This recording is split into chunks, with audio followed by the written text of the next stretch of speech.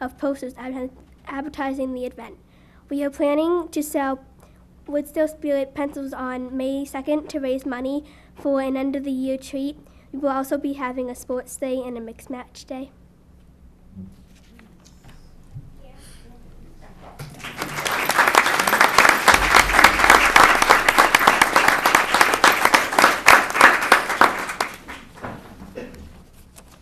Just like to also recognize other students who came tonight, and if you wouldn't mind standing, all 6 of you, and I'll read off your names. These 6 students volunteered to come to the school committee tonight to help present this information to you. We have Elizabeth Roy, Carrie Ann Danahy, Aaron Johnson, Lily Moran, Colleen Drinan, and Matthew Lyons. Thank you so much.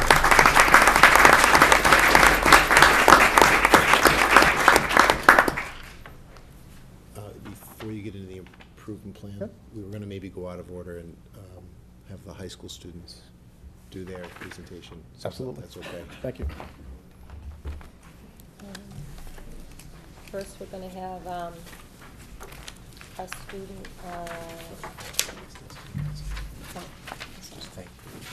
I want to thank the Woodsdale Student Council for coming tonight. I know you had a successful Jeopardy night back in March, and now you're selling pencils. Yeah. How much are the pencils? That's great. Thank you again for coming. Next, we're going to have a presentation to our high school student, Mr. Brian Nickley. I'm going to let Terry describe, Principal Sullivan describe how the requirements for this award and what this award means. Sure. I'm going to stand there, smile, and present it. Brian and I met this morning, and I described that procedure exactly, Mr. Schaefer. Brian is the recipient of the Certificate of Academic Excellence awarded by the Massachusetts Association of School Superintendents. This is awarded to all #1 ranked students in Massachusetts. Brian is our valedictorian of the class of 2014, so you will see him again a couple times in the next month at podiums and events. We appreciate, Brian, that you did not stay at Spelman. And, I did read, Brian, that might have been one of the greatest mistakes of your life. So glad you corrected that and that you're here with us. Brian's a student council member of U-Lead, a leader in the building, an AEF rep. He's played football and lacrosse. He plays the saxophone quite well and plans to head to Georgetown. So we're excited, and congratulations, Brian, if you'd come up and accept your award from Mr. Schaefer.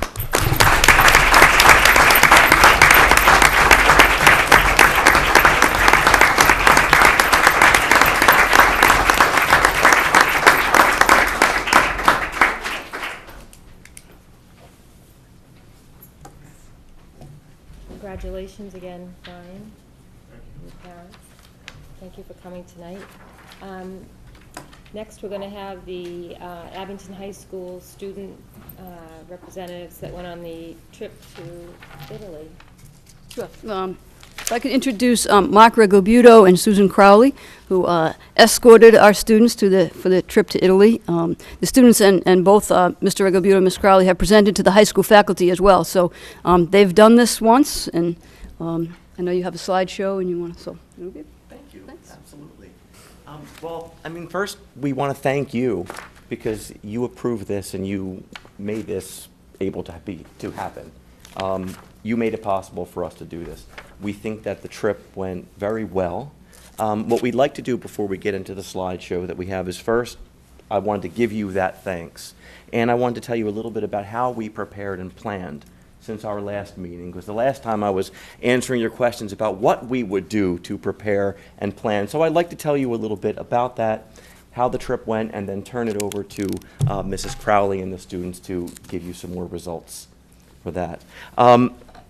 Right after we received your approval, we started putting the word out that the trip was available, and we had informational meetings with students, and we put it out there that they should basically write a statement of intent about why they would want to go to Italy, why they would be great for this trip, and what they would hope to learn from the experience. We read through all of those. We selected the number of students according to the number of hosts that were available to us in Italy, because this trip is a little different. It's not like we're staying in hotels or things like that. We were actually staying with families, so that had to be determined as we went along. So we did all of that. We got our group together. I think we selected a wonderful group of students who went with us, and it was great getting to know every one of them on this trip. And I think some of the benefits of that trip were learning a lot about another culture, establishing connections in another country. I honestly can say that me and Mrs. Crowley, and the students here, we all have established firm friendships and connections with people in Italy who would welcome us anytime, and of course we would welcome them as well. It would be great to have them come over here, a nice connection between the schools. So we had informational meetings. We invited the parents every step of the way. We had the parents involved. We would meet regularly at the library, and this group of students came to every meeting, and they were there every step of the way. And we prepped them a bit about the things they were going to see, because I had gone to Italy before, and we've all been places, and then you get back and you see these things in these magazines and on the web, and you say, wow, that's what I saw. I can't believe that's what I saw. I wish I knew that's what I was seeing when I was there. So we prepped them a bit on some of these things so that they knew what they were about to see. We did see a lot of things. I will leave that completely up to them. Some of the other benefits that, I got to teach some classes while I was there in Italy, and to meet the Italian students and to know what was going on. We learned a lot about their school, the way things operate, and we lived as the Milanese for the entire time that we were there. So thank you, because you made this possible. I approve of this. I'm glad that you were open to this and willing to do this, because it is a great experience for them. So I'm going to turn it over to Mrs. Crowley, who's prepared the presentation and the students. And the students. And go from there. And the students. We could introduce the students. Yes. Want to come up? Unfortunately, 3 of the students couldn't come tonight because they had previous engagements. But we do have some great students with us. They all had a great time, and they exceeded our expectations. They were just wonderful over there. I won't do last names, I'll just do first names. Christina and Chris, Amanda, Alessandra, Jeremy, and Brian. And they're going to help with the presentation, and they'll show you what they saw.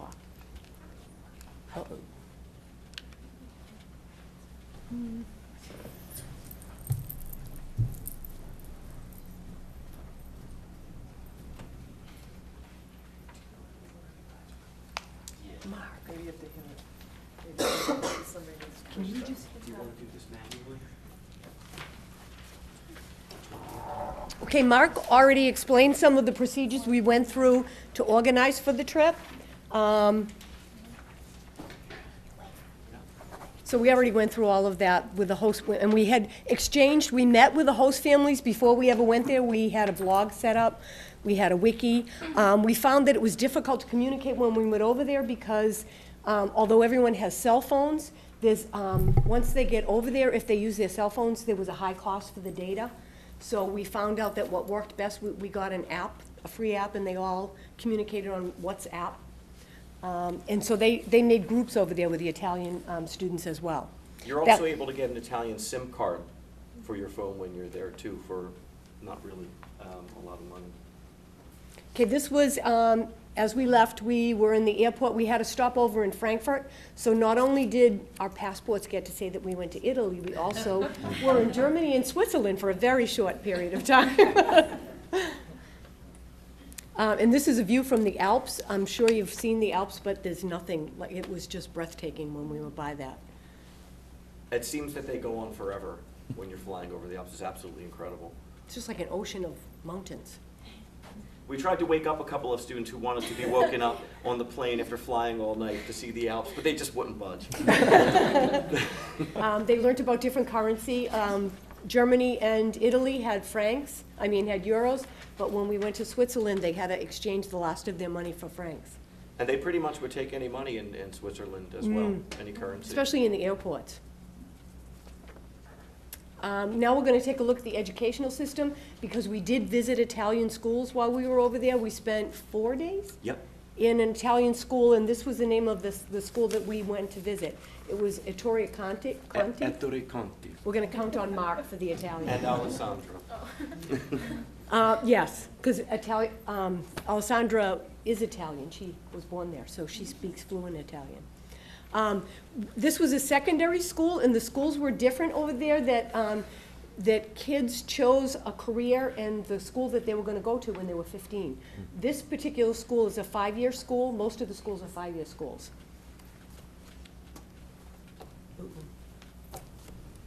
There were 3 types of schools that students could choose from: the Liceo, Yep. the Instituto Tecnico, and Instituto Professional. The Liceo is more like an academic school, and the next slide will show that. The school that we visited was the Instituto Tecnico, which was kind of like our version of a technical school, vocational technical. If they went to the Liceo, they had to choose a discipline, and they would study in that area. And you can see by the list, there was classical, linguisto. I'm not even going to attempt the Italian. But they had to choose a major that they would follow up on when they went to school. This was the kind of school that we went to visit. It was a technical school. They did things like they had solar energy that heated the school. They designed elevators. There was also an economic major that they could be. And the last type of school. And you know, they built the solar power for the school and powered the school with it. The classroom that we were in was powered by the solar panels that they had designed. And the professional school was it was kind of like a technical school, but that's not necessarily a 5-year school. It would be more, they would be specialized maybe for radiology or some sort of technical skill, and they would go right into the workforce.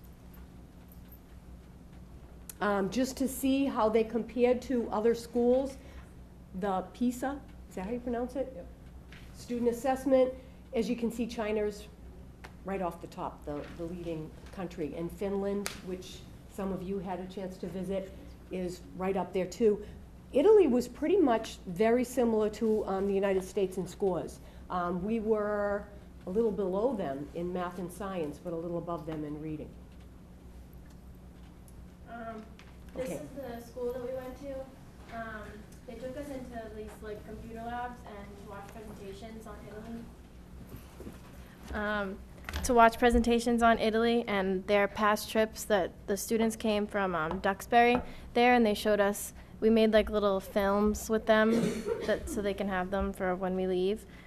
You go to the next one. These are the science labs that we actually got to do a couple experiments in, and we helped with the experiments, and that's pretty much it. But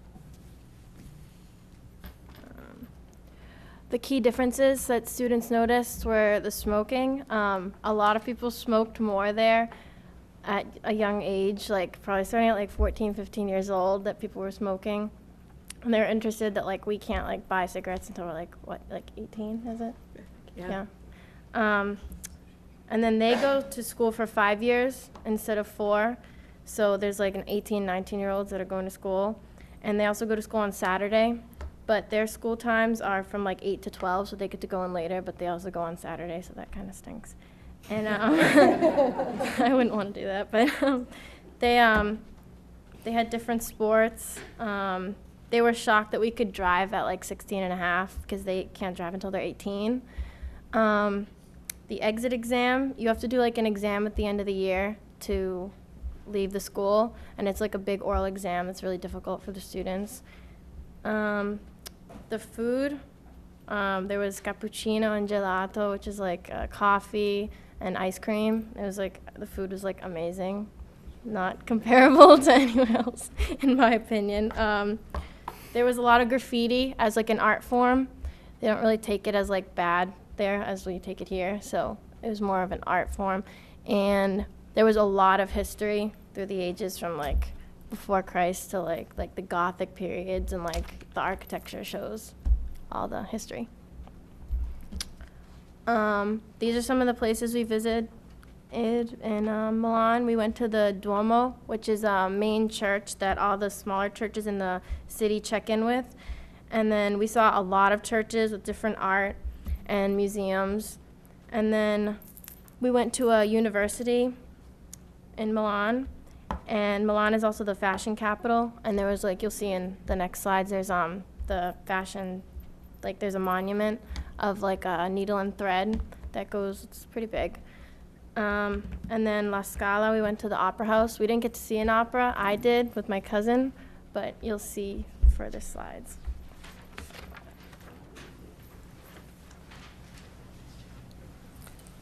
Yeah, and so the schools in Milan in general were very environmentally conscious and environmentally friendly. As you see, they have small cars, like also because the streets are small, but also to save on energy, like little Fiats and stuff. And they had very individualized trash, not just like trash and recycling. They had like ones in Germany too. They had ones for like glass and plastic. It was all very environmentally friendly.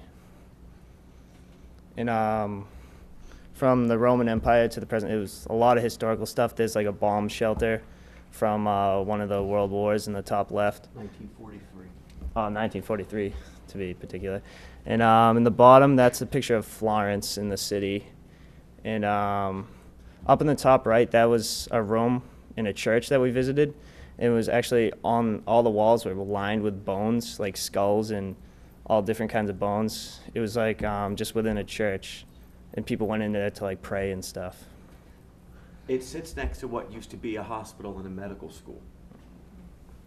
It's called Osario. Yeah.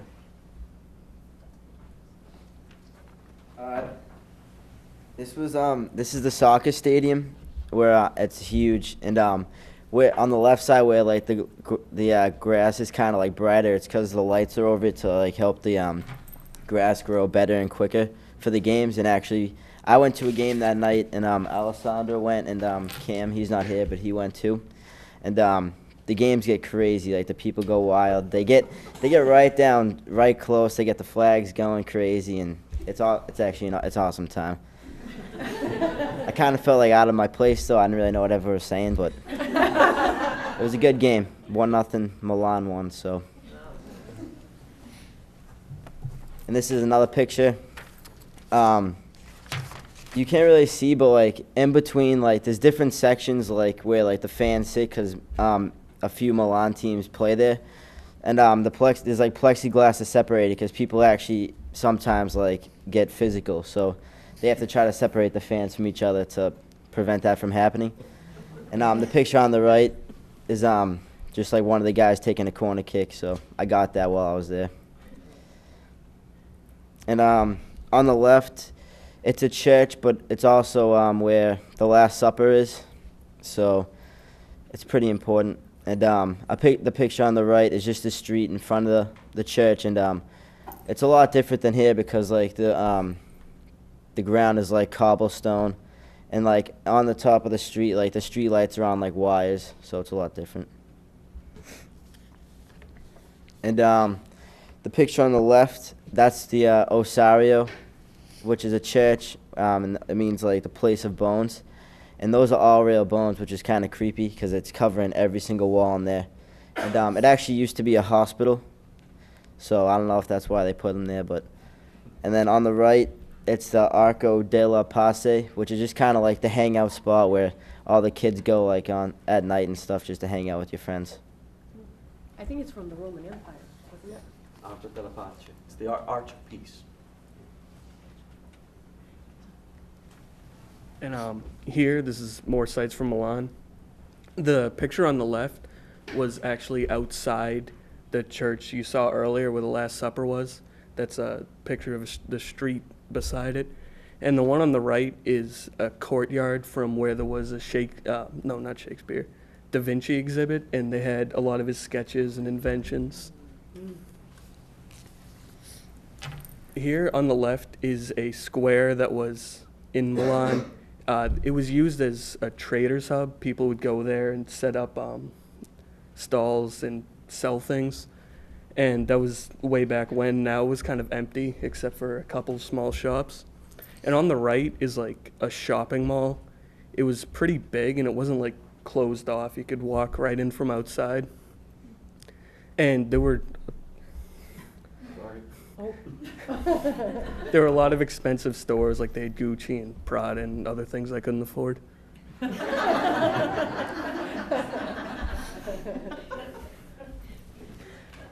And here we are. This was at the Duomo. On the right is a picture of what it was from outside. It's sort of like the main central church. Each city in Italy has one, and this obviously was the one in Milan. And then on the left is a picture of some spires that we saw when we were on top of it. Like you can actually climb up there. It was about 200 steps from the bottom. Yes, and people were counting on the way up. And here we all are at the top of the Duomo.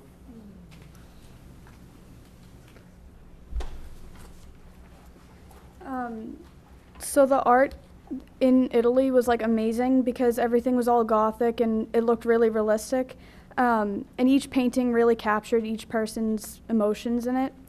So to the left is a painting. I don't know which one that was. But it was inside the Duomo in Milan. And to the right was also in the Duomo. And that was a statue of Saint Bartholomew. And the robe around him isn't actually a robe, it's actually his skin. Because after Saint Bartholomew was one of the 12 disciples. So after Christ was crucified, he went to India to preach, and he refused to believe in the pagan gods, so they skinned him alive. And the statue is actually someone's depiction of what he would be like at his last judgment. And if you like walked around the back, you could see like his head with his hair, and it was like hanging off the back of him, and his hand is dangling to the left, and it's really cool.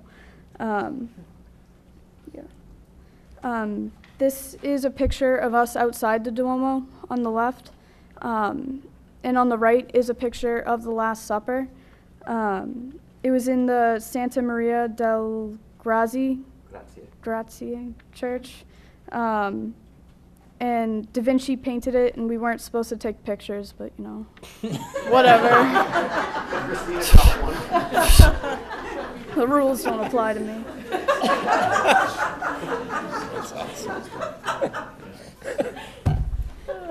Okay. This is us at La Scala, the opera house. I was lucky enough to actually see an opera, and it was like amazing. The scenery in the opera was like these huge, like realistic, it looked like real buildings, like they moved and everything, and the singing, and like I love music, so it was like a really good experience. But they got to see, there was like a museum with like costumes and props from past operas that we got to see, so that was cool.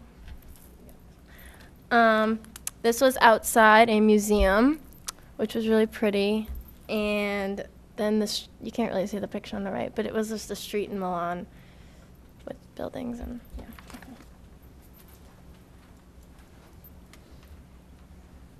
This was an altar in one of the churches we went to. It's pretty much entirely made of gold. And, you know, because at this point when this church was built, which would have been in the 12 or 1300s, you know, they heavily valued religion in this area. And so all of the churches here were very ornate and very extravagant. And here we are. Some of us went to Venice with our host families for a day trip. And that's a picture of us on the left in a square that they had. It would sometimes get flooded up to like a meter of water. And they had Piazza San Marco. Piazza San Marco. And they had platforms out for when it got flooded because of rain. And they would be like 3 feet high and people would walk on them. And that's on the right because Venice is pretty much entirely canals. And that's the main way of transportation. Like they had public boats you could get on to get around the city. Sort of like a subway system. They have a picture on the right of what's known as the Bridge of Sighs. That's from, as in sighs, as in sighing. On the left is the Doge's Palace, the Duke's Palace, and on the right was a prison. So they called that the Bridge of Sighs because they would get sentenced in the palace, and they would walk over that bridge, and that's the last time they would see the open air or the space. Hence, it was called the Bridge of Sighs. Here on the left, we have the Duomo in Venice, which, again, is their main central church. We didn't get a chance to go inside it and look around, but from the outside, it was very nice. And on the right, that's a view of, from the river, one of the, streets, I guess you could call it, where there was a lot of storefronts and people's apartments. And I think there's a restaurant on the right. People would just be eating out by the water. And here's another picture on the left of a canal with people's, I guess, personal boats that they'd use to get around. And on the right, that's a mask shop. They were everywhere in Venice because at this point when we got there, it was Carnival, which was like a 2-week-long Halloween. So people would buy masks and get dressed up and party. Yeah.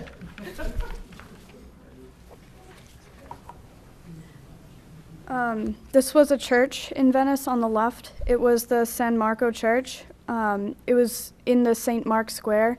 And you can see on the bottom of the picture, there's at least a foot of water there. And they would just put down these 3-foot platforms and everyone would just walk on them like sidewalks. No big deal, the city's just flooding again. And on the right is a staircase inside the church. It would go all the way up to the top. And my host and I went up to the top, and she was afraid of heights, so it was funny to watch her cling on for dear life.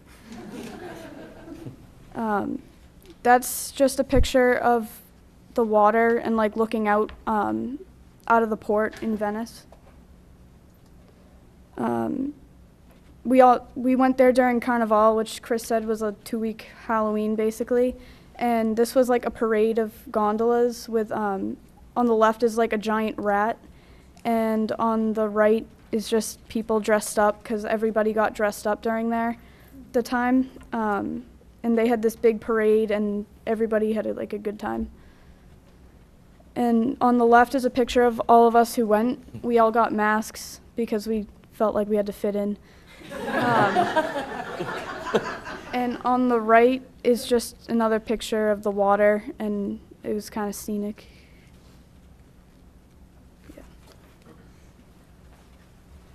So we stayed in Florence for a night in a hotel.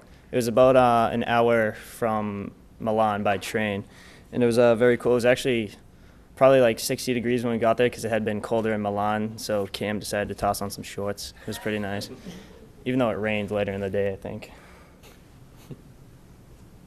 On the left's the Duomo in Florence, which is the main church again, and we actually climbed up to the top of that dome, and that's a view on the right, looking down into the church with all the pews and everything. And on the top of the dome, there was huge paintings covering the whole thing. It was really cool. And that's just a picture of all of us at the top of the Duomo looking over. And Michelangelo's David, which is obviously a super famous sculpture. It was really cool to see. I actually don't think it looks as big in the picture as it does in real life, but it's huge. And when we went in, Mr. Regalbuto told us to look at David's face and decide whether or not when Michelangelo sculpted it, he was depicting David about to kill Goliath or had already killed Goliath. So that was fun. What did you guys decide? About to. Yeah. Oh yeah, and we decided a boat too. So.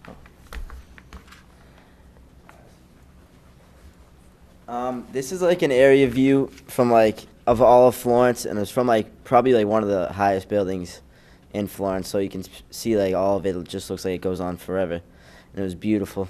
That's from the cupola of the Duomo. Mm-hmm. And this is the picture of the Duomo, which is the main church in Florence, and we climbed all the way to the top of that dome on the right.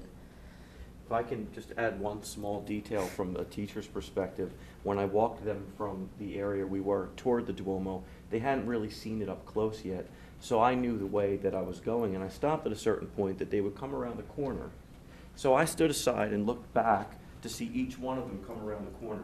And as each one came around the corner, one by one, they all walked around the corner and went like this.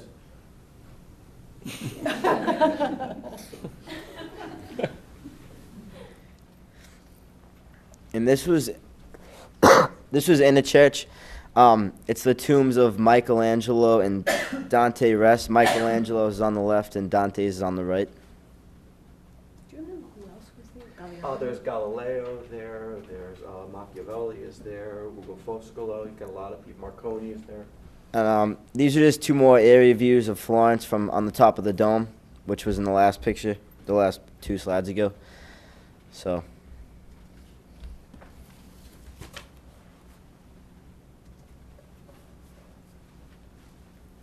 Am I on the right spot? No, thank you. One more? Yeah, One? yeah. One more. Okay. So this was when we went to the to Florence, and we went to the Duomo in Florence, because in Italy they have, like, each city has a main Duomo. So we got to take a picture at the top. And while we were in the city, we got to walk around and see how different parts of Italy, like as you went around, how different they got and the changes.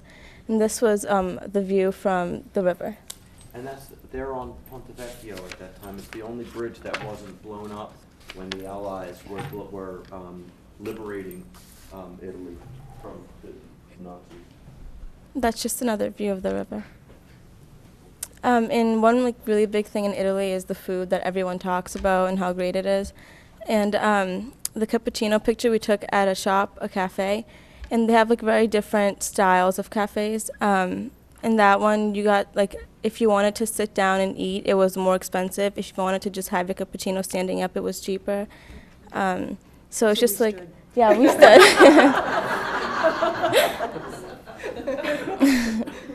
It was really interesting to see how you could be so far away and yet have similar foods.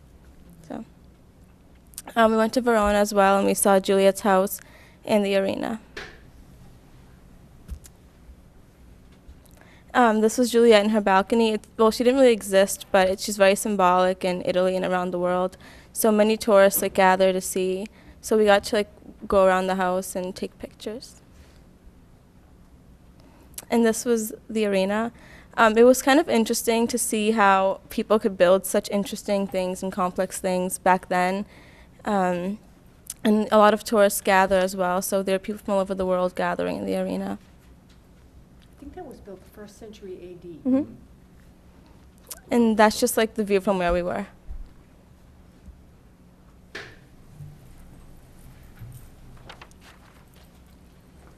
That's a church in Verona. I don't think we went inside that one, but it was very impressive from the outside. It was, right by the river that you saw in the last picture in Verona. This was the final dinner that we had with our Italian host families, and it was at a place called Pizza OK. And all the Italian families and all of us went in, the teachers and even the kids' parents too. It was really fun because it was our last night in Milan. And we all got pizza and stuff, and when you order there, you get a full pizza to every person. And some people even had more than one, so it was pretty,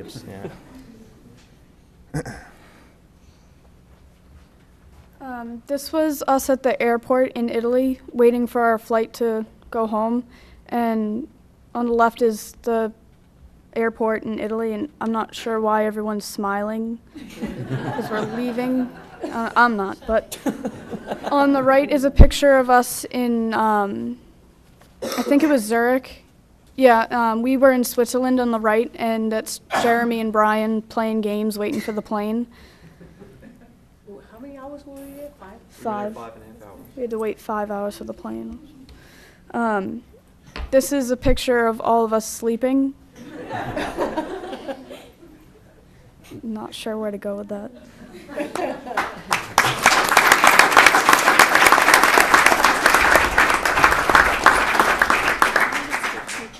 So thank you again.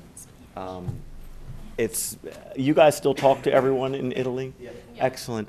And going forward, we made copies of everything. It was very important. There's a reason why everyone was smiling in Milan, because 10:30 the night before, we were to get the train 7:30 in the morning to go to the airport, we got a phone call that one of the students lost her passport. So we had copies of everything, and fortunately we were able to do everything we needed. And the passport, we went to the Carabinieri and we spent the night there. We were the passport task force, spent the night there filling out documents, giving them our passports, getting all of everything that we needed. Got to the airport, and the woman at the counter for Swiss Air said, well, I can't let her on because I've never had this before. Who are you? Were you her father? And I said, no, I'm her teacher, and if she stays, I'm staying with her. So she said, let me make a couple of phone calls. I had the copies, and she made a couple of phone calls, said, you guys are okay, you're fine. So we're waiting, and 20 minutes before we were boarding, they come walking up with the passport. That's why everybody was smiling. So I won't keep you guys all night. I know you've got a lot more to do. Thank you very much. Can I just ask, how Yes. is it with the host families? How is it with the host families? Please, please, yes. Tell everybody. It was awesome. I connected with them like a lot, but one problem was like that. Like, oh yeah. Some of them like couldn't really speak English that good, so we kind of have to like talk like through the iPad. Like if they asked me if I wanted to take a shower, like if I wanted something to eat. But other than that, like we connected fine. And I actually met another kid too. Like my host brought me to hang out with his friends, so I actually talked to another kid too. So did you spend a lot of time like with the host family in addition to like outside of your group? The days we were together, we were at school, we were sightseeing, doing things together. In the evenings, they were with the host families. The host families tend to communicate with one another and get together and plan things that they can all do together. That's one of the reasons they went to Venice. They went to Venice without us that day. Our hosts took us to Pavia, to a completely different place. Their hosts and the families organized this trip to Venice because one of the mothers really wanted them to see it. So in the evenings, they would basically stay with the families and with each other and their Italian friends. And in the day, we would go to school and we would go sightseeing and see different things. They accommodated us very well. They were very nice, and people were worried about like how they're not quarried because here you have to be like everything has to be checked, but they were so sweet and there was like no problems. And they were perfectly matched. The people that helped arrange it for us, Mark's friend that lives over there, it was almost as if she knew, because we had the students write those letters of intent, so she would find a family that was just perfectly matchable. We gave them lists of each student's interests, and she matched it with her students, and she did such a wonderful job at doing that. And we had wonderful students with us. I can't speak highly enough of them. They were amazing. They were a great group. Thank you. Never complained once, never had a problem with anything, went with everything went well with them. Can I ask the students, what do you think you learned from your host families that you might not have learned had you been in a hotel center? You have to come up to the mic. Oh, you need to go up to the mic. Whoever answers.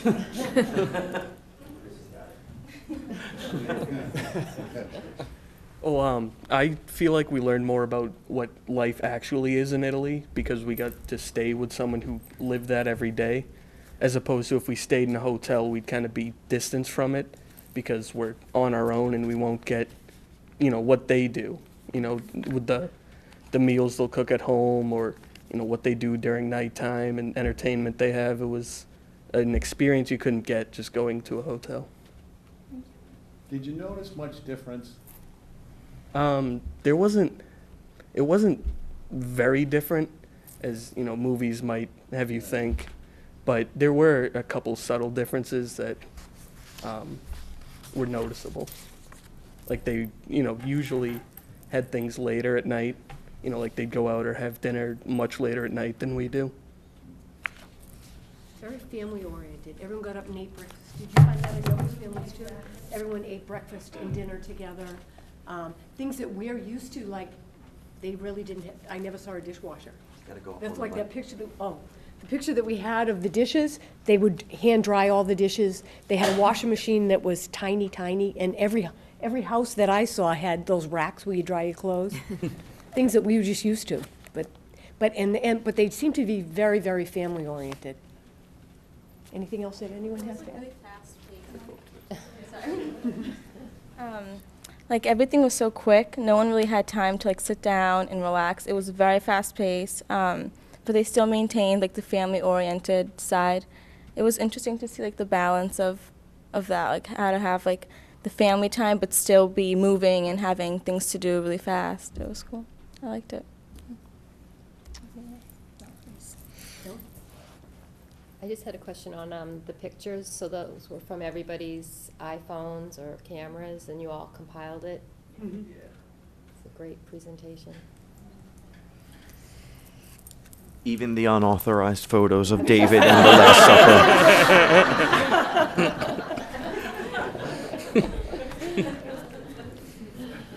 Very Nice job.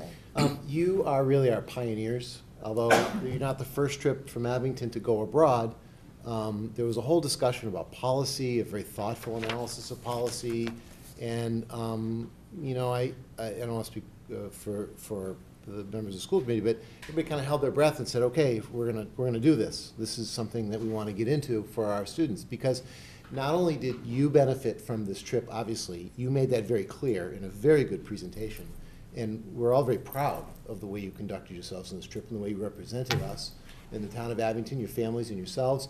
But also, the long-range goal is that the Italian families will hopefully come to Abington, or not families, but students, at some point, and then the entire high school benefits from this cultural exchange and relationship and this learning that goes on that you've helped us experience. And so, you know, Mark and Sue, you took time off from your families and your professional lives to go and take this trip, so thank you to you and the students who took this trip, and thank you to the committee who supported you doing this. And that's why we spent so much time on this tonight.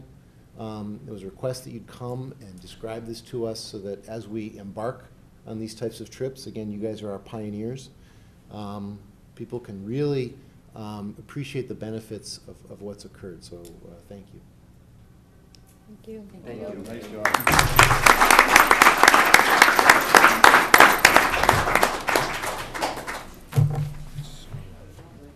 Back to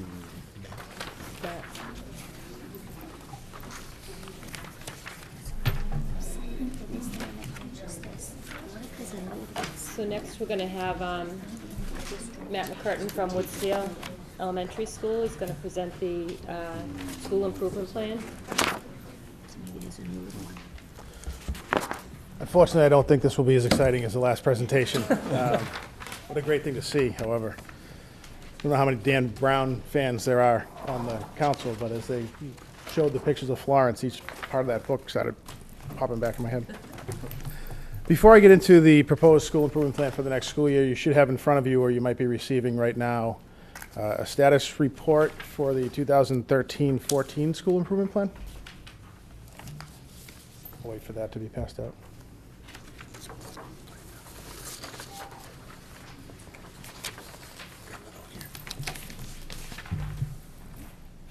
So this will just briefly go through accomplishments that have happened this year, things that we have done. I started this with the 2013 accountability data. Our goal number one in our school improvement plan for the last few years has been to improve student achievement through rigorous and relevant curriculum, instruction, and assessment. And there's no better way to show our accomplishments with that than to bring the measure of that the state provides to light.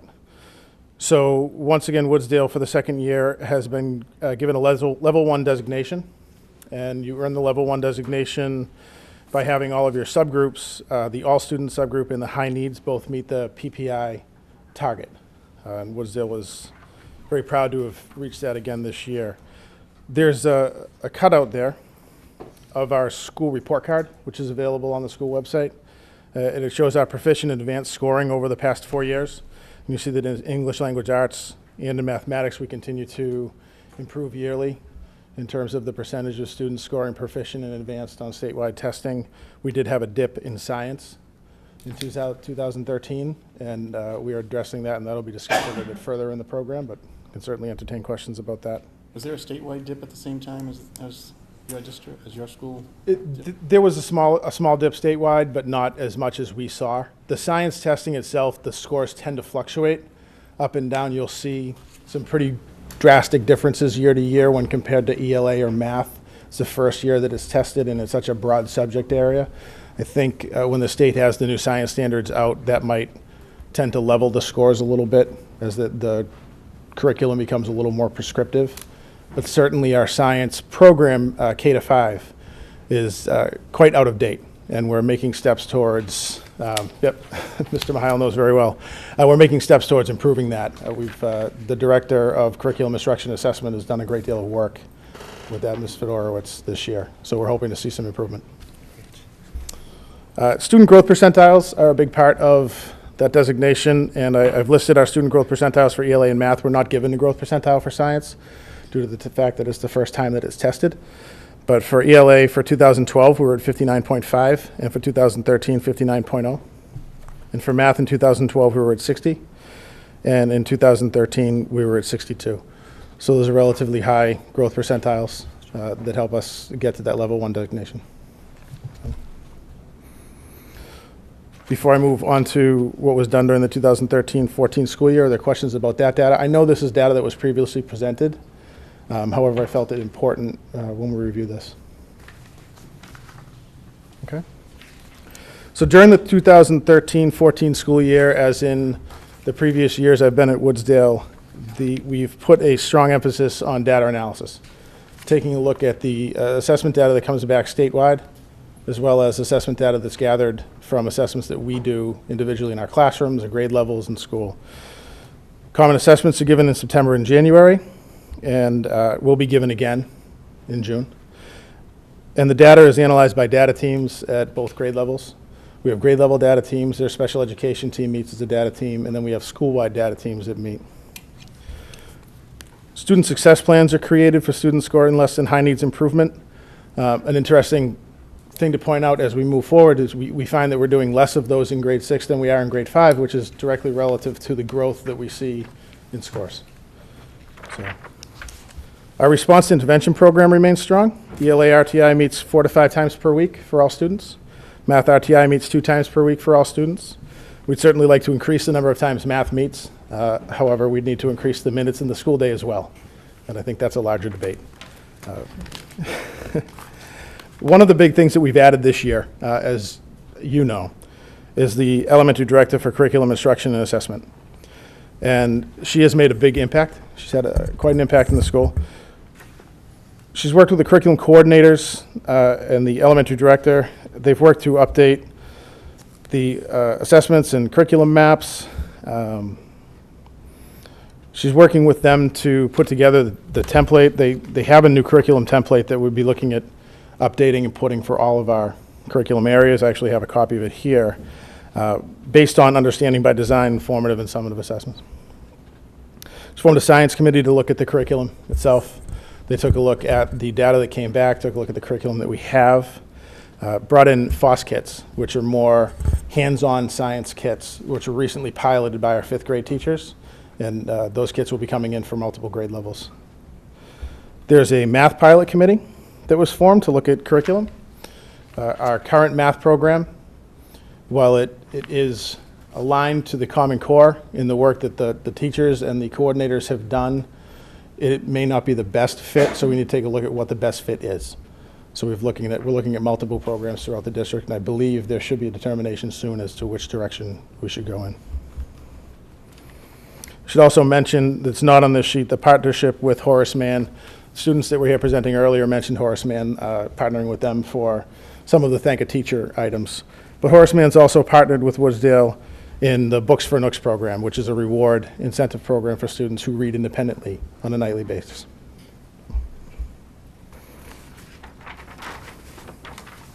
And of course, the educator evaluation and supervision work that has been done relates directly to improvements in the classroom.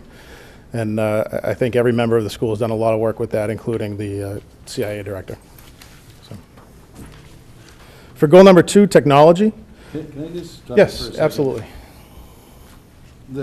With the exception of one goal action step this year, you have it's the same plan as last year. It's pretty close, yes. Yeah, with just one that's changing, there's two that, a couple of wordsmithing here and there. Sure. In the future, is there a way we can align, because this is a lot of just data. Right. And I feel like the school improvement plan is kind of, we're trying to put it in language that people can understand. How do I line up this with what's here. That's, I mean, there's a lot here. I don't know how absolutely. successful we've been with the plan. Okay. I mean, there's a lot of data here, but I don't know how it translates into the plan we have, because there's, like for this year, there's 8 goals. How does that work? I mean, do we always need 8 goals, and should we narrow the focus on some of these things? We take a look at all the action steps each year underneath each goal. So the school council meets and does that. Mrs. Leary would be able to speak to that if she were here. Some of the action steps, as I go through the school improvement plan later, we'll talk about ones that have been removed or been changed to update it. But in terms of how this information is presented, it certainly could be presented in the same format as the plan so that it's in that little box. I can do that and bring it back to you if you'd like. Yeah, I'm just thinking for next year, just trying to understand, because there's a lot here, and it's like, how does this align with what the plan? Sure, absolutely. I can speak to some of that as we go through the plan as well. The goal for this was to provide a quick summary of what's been done prior to the presentation of the plan itself. Okay? Thanks. Sure. In terms of technology, what's been done in the school, one of the major pieces was a reconfiguration of the computer lab at Woodsdale.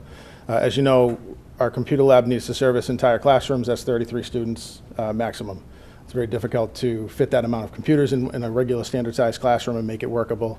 And the requirements that were coming through with the new PARC assessments also had different requirements in terms of the amount of workspace that needed to be there, how students should be situated next to each other and not beside or in corners. And the end result is a lab that's more functional and more appropriate not only for the assessment but also for instructional purposes. Technology specialist classes are taught using the Mass Model curriculum in conjunction with classroom content.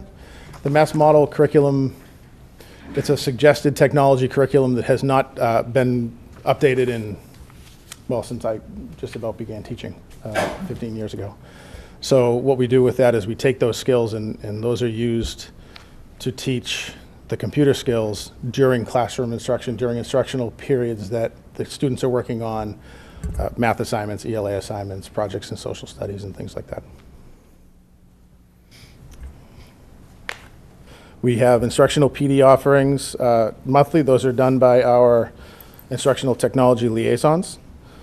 Some examples of things that were run through this year were Web 2.0 pieces, classroom websites, evaluation system software, which is Baseline Edge, was a big focus this year, getting the staff up to and able to use that effectively. We have, once again, requested an instructional technology specialist through the budget process. And hardware and software has been updated or replaced as necessary. And again, a lot of that is also budgetary. You know, there's could be a giant wish list of things that we want, but we need to be realistic about what we're requesting. In terms of citizenship, during the 2013-14 school year, we continue to use all the communication resources available. A big change this year for us was our Friday newsletters. Woodsdale sends out a newsletter every Friday through email. And this year, the classroom news is being written by the students. So the students are writing it, passing it through the teachers who help to edit it, and then it gets passed along to the office where we publish it. Community service activities were held, including food drives. The Wear Red Day was Heart Day, and Hoops for Heart was also a place to collect money for the American Heart Lung Association. The student organizations meet bi-weekly. Those are the school council and our care center. Care center actually presented to you, I believe, last year. The student council presented to you this year. And we did run after school programs for the first time this year. It was quite successful. We had 5 subject areas. There were 7 sessions, so some of them ran twice.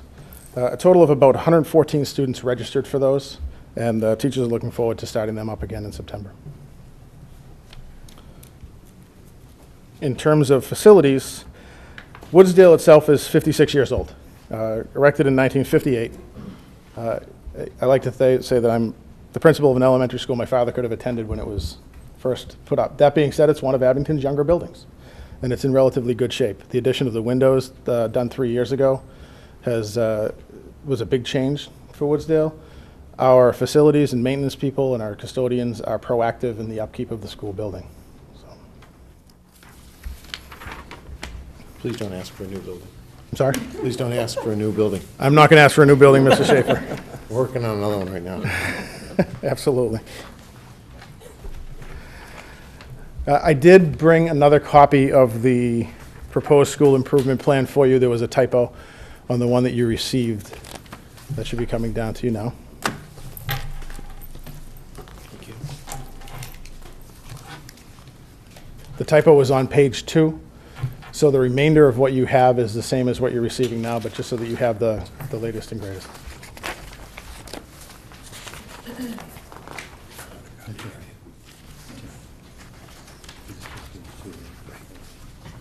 So I'd like to just begin by thanking the members of the Woodsdale School Council for 2013-14. Our community representative was Kate Rapice. Kate's been a community representative on school councils that have met with me in Abington for 6 years, and she's does a wonderful job of coming and bringing some stuff to the table. School committee liaison was Jeanette Leary.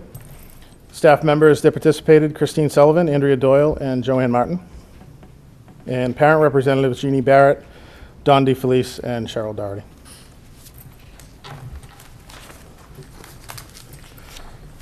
The goals begin on page 6. Can I just quickly go back to page 3? Absolutely. The mission statement and some of the guiding beliefs didn't match up with what was on the school website. I'm sorry? The mission statement and the guiding beliefs that you have on page 3 didn't match up exactly with what was on our school website. Okay, those were taken directly from documents that we had online. I will definitely take a look at that. Teresa? When I went on the website under district, Yep. it does match. So I'm wondering if there's something somewhere else on the website Yeah, I that may needs have to be gone to a taken. different location. You might have gone to a different location because under the district tab, strategic plan, it does match. It's We'll take a look at it. I mean, I certainly want to make sure that this matches what we have for as our official document. Also, it could be that the website has two different. Yeah, there's two things Could be that that- might be going on. could be the as case. we noticed that earlier in the meeting. One of the things that might be going on is in terms of some of our letterhead, we held on to some of the old letterhead because it was good quality paper. We wanted to run out of that stock before we, and the mission statement changed. Before we didn't want to throw paper away. It was good paper. The second thing that might be going on is that any time you hang things on the web, when you hang it in multiple places, you may change those things in one place and forget that the other link exists. And obviously, our website has been evolving now for the last 10, 12 years. We acknowledge it's in need of an update. It's something that Aaron's been working on through the technology office, but because we're trying to do it in-house without paying $15,000 to a company to do it for us, it's been slow in getting it done in a way that's very affordable. Then maybe another thing that's going on is we've got dead or old links that we thought are dead that are still active and providing the wrong information, which we don't want. Sure. So- And absolutely, I'll make sure it's current before it's published. I wouldn't want this to go up with outdated information. Thank you.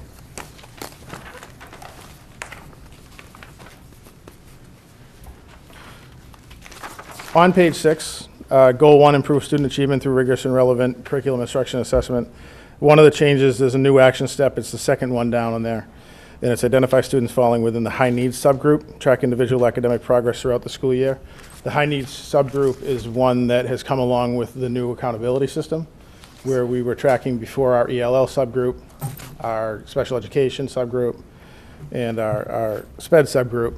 They now also list a high needs subgroup, which is the accumulation of those people without counting anyone more than once.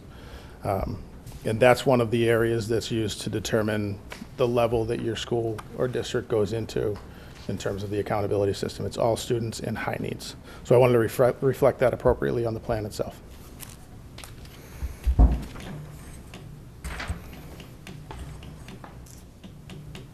Now, you did make one change from last year to this year on the first one, examine statewide testing Versus MCAS, yeah, and I did that, again, just to be as accurate as possible.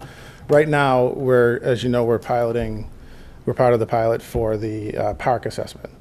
So not knowing which way the state will go at the end of this, I want to make sure our school improvement plan doesn't just say MCAS, but whatever it is that we're taking statewide that we're receiving feedback from, we should be using that data appropriately.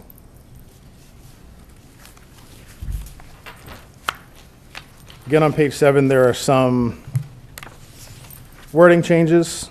As you said, Mr. Hagerty, some things are just a little bit of wordsmithing here and there. Not real substantive changes. There was the Director of Curriculum Instruction Assessment was added as a responsible party on a lot of these. We did remove on page 8, you don't see on page 8, on my copy I have it, I kept track of the removals. We did remove the team leader special education model. And the reason we removed that is it's become part of our structure. And as part of our structure, it's not necessarily school improvement, it's what we do on a day-to-day basis. So I wanted to remove it from the plan. Questions about goal 1? Okay. If we look at strategic goal number 2, which begins on page 9 of your document. And again, as you pointed out, Mr. Haggerty, there's not a lot of change in the goal itself. There's one large change, and that's the last bulleted part of this section. In looking at the school building and how we're using space and the changes that have happened over the last 3 or 4 years in terms of technology coming into the building, what we found is that the library has become an underused and sort of out-of-date place. And we want to change that. We want to make sure that the library that we're offering to our students is an up-to-date, modern library media information center. So working with both the school council, the teachers have been part of the discussion with this, and also the PTO is interested in this.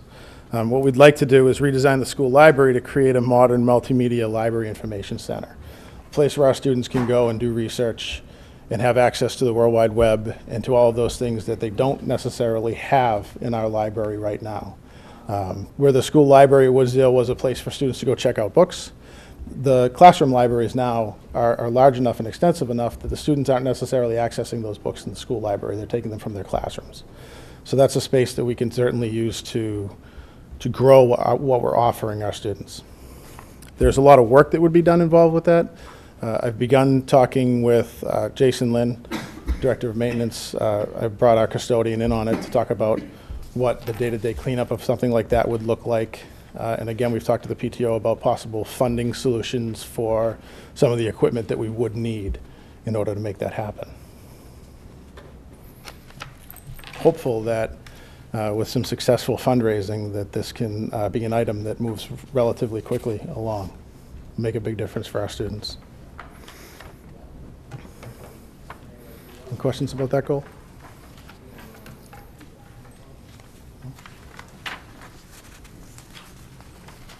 Strategic goal number 3 is to provide opportunities to teach and reinforce citizenship and build on existing community support.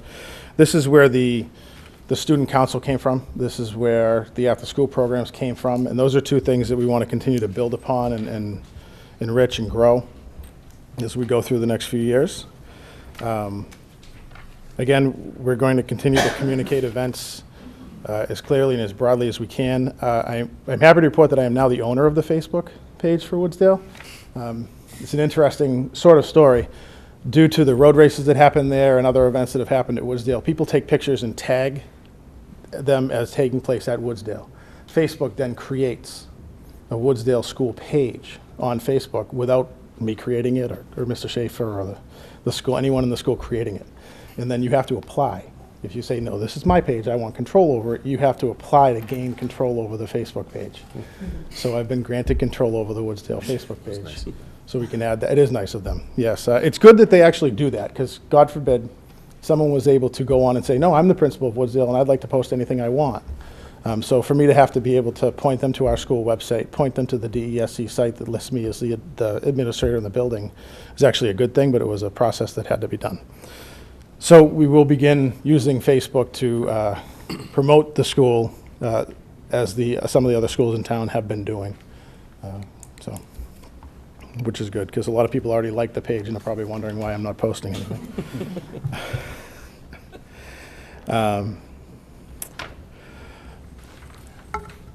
Probably the biggest part of this particular strategic goal that has been bothersome, worrisome to me, and something that we're making strides currently towards changing.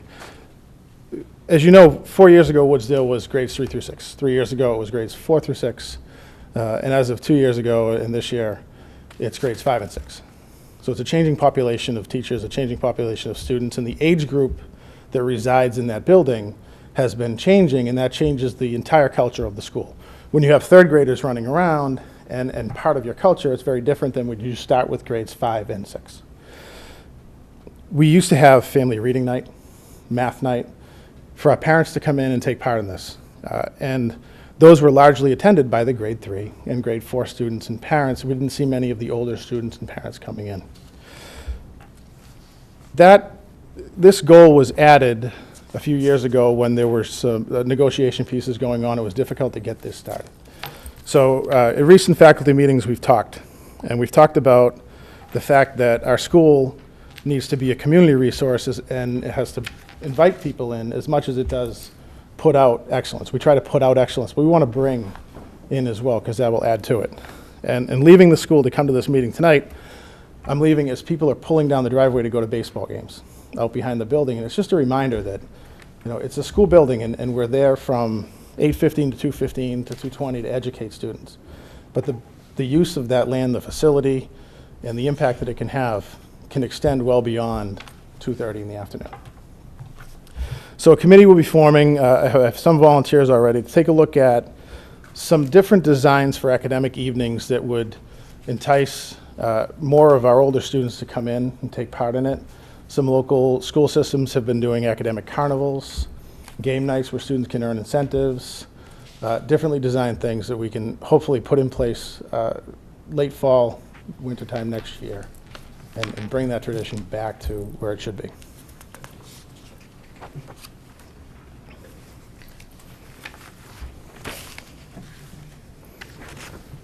Questions about that goal itself?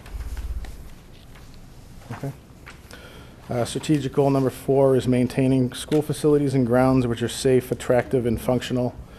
I really could have put the library piece under this goal as well. I think it fits better with technology. In terms of maintaining the building, come walk through Woodsdale. For a 56-year-old building, we do pretty well. And I can only pass that along to our maintenance and our custodial staff who do a great job.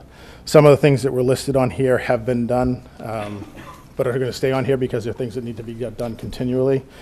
I have removed one piece, which was replacing or repairing basketball hoops in the gymnasium. They had fallen into some disrepair. We were able to fix them, to repaint them at little to no cost. So that was a nice piece. The wall-to-wall carpeting and replacing and shortening the office counter, we can make a case for that being important. There's also some issues with doing that. They cause it to be quite costly and not something we can currently attack. But it will stay on the list because it's important for us to do that. Painting in the cafeteria and gymnasium is done on a year-to-year basis. If you look, you can see where the scaffolding reaches. So the hope is we can get above that and continue to update as we go. In terms of the outside of the school, we did landscape the front of the building with the assistance of the PTO following the window project. I think if you took a look at Woodsdale 3 years ago, a view from the front, and Woodsdale today, or when the flowers start growing, I think the view is drastically different. So it's definitely more inviting. And in terms of the safety of the grounds, again, the traffic gates on both sides of the rear of the building continue to be something that we feel would be important. Because those grounds are used by townspeople, because we do get deliveries throughout the day, we do find that occasionally there are people driving behind the building, and it would be nice to be able to block those off completely. That being said, it has not been an issue with our students back there, but it's something that keeps coming up as we do our walk around the building with the school council, or we walk around for a safety walk with the director of maintenance. That's something that continually comes up as a possible way to improve the safety of the grounds themselves. I did install jersey barriers to prevent traffic from cutting across the painted parking lines. If you go into the Woodsdale parking lot, our student drop-off and pickup areas by the front door, we had some trouble with parents and groups that would come in and try and cut through rather than drive all the way around the parking spaces. That's where that had come from. We took an alternate solution of adding the placement of traffic cones on a daily basis to the custodian's daily routine. They'll place the traffic cones in the morning and in the afternoon, bring them back in. Those have been successful, so we removed that from the plan itself. Questions about that? I just have a general comment. Do you really need the status column if you're not going to have anything in it, or? I think that goes back to Mr. Haggerty's suggestion. So that status column is something that, as I report to school council throughout the year, we do use that column to put those pieces in. And I think coming back next year, I can use that to report out. So one of the things that's happened is as we change committee membership, the style in which these are reported out changes. We had a previous committee that wanted to see these things in the status and then different colors, and then as things evolved, they would, the color would change. And so what you have is the template that was previously used, and we're trying to change this to accurately reflect a new school improvement plan, and yet trying to update what we've done previously. So this'll change to communicate, but you'll see this across, the different school improvement plans from the different school buildings, the same template. So clearly we want this to be something that communicates clearly. Two things: the good work that's been done, and the good work and the plan for good work in the future. And so that'll evolve. Sure. It's important for you to understand and know what we're doing in the building. So if that's how you'd like to receive that information, that's absolutely acceptable for me. Just another comment. This is your improvement plan for 2014, 2015. Correct. So if these are your goals for next year, Mm-hmm. then actually there shouldn't be anything in the status column at this For point. for this one, I think the question was in terms of how I was reporting out the status of last year's plan. So for right. So actually, Correct. I think when you're presenting, we need to know what's happened last year. So we kind of need a copy of the status of the things on the previous plan. Right. And then, but a plan for next year shouldn't have anything in the status yet, because these should be your new items that you're working on. Correct. So we'll work on the template and the form and what that's going to look like. Do we as a district step back? Like, when's the last time we stepped back and said, why are we doing it? I know why we have to do this, but how are we doing it and why? Because if you go back and look at this, and it's the same goals, strategic goals every year, and I'm not picking on you. Understood. I'm saying this is a district quad, but it's like, we just do the same thing over and over again. It's like, and we don't accomplish goals. It's like, why are they on there then? Let's focus on something we can actually get done, because I understand if it's a requirement, but it's a requirement of things that we just can't get done, what's the point? And that's a conversation that takes place at school council meetings. Why are we putting on here? Why am I putting on here again instructional technology specialist year after year after year, and it's not there? And it's because that the council and the people in the building that work there every day, and we feel that it's important for our students that that's something that we achieve eventually. And we don't want to lose our push for that. And so we want to keep it on the plan. We want to keep it visible that this is something we feel is important, that we feel that we need. There are other pieces that do come off as we accomplish them, and there are pieces that, like our RTI model, for example, that's an ongoing improvement. You can do that every year. You're constantly improving. So even though it's there yearly and done yearly, it is improvement.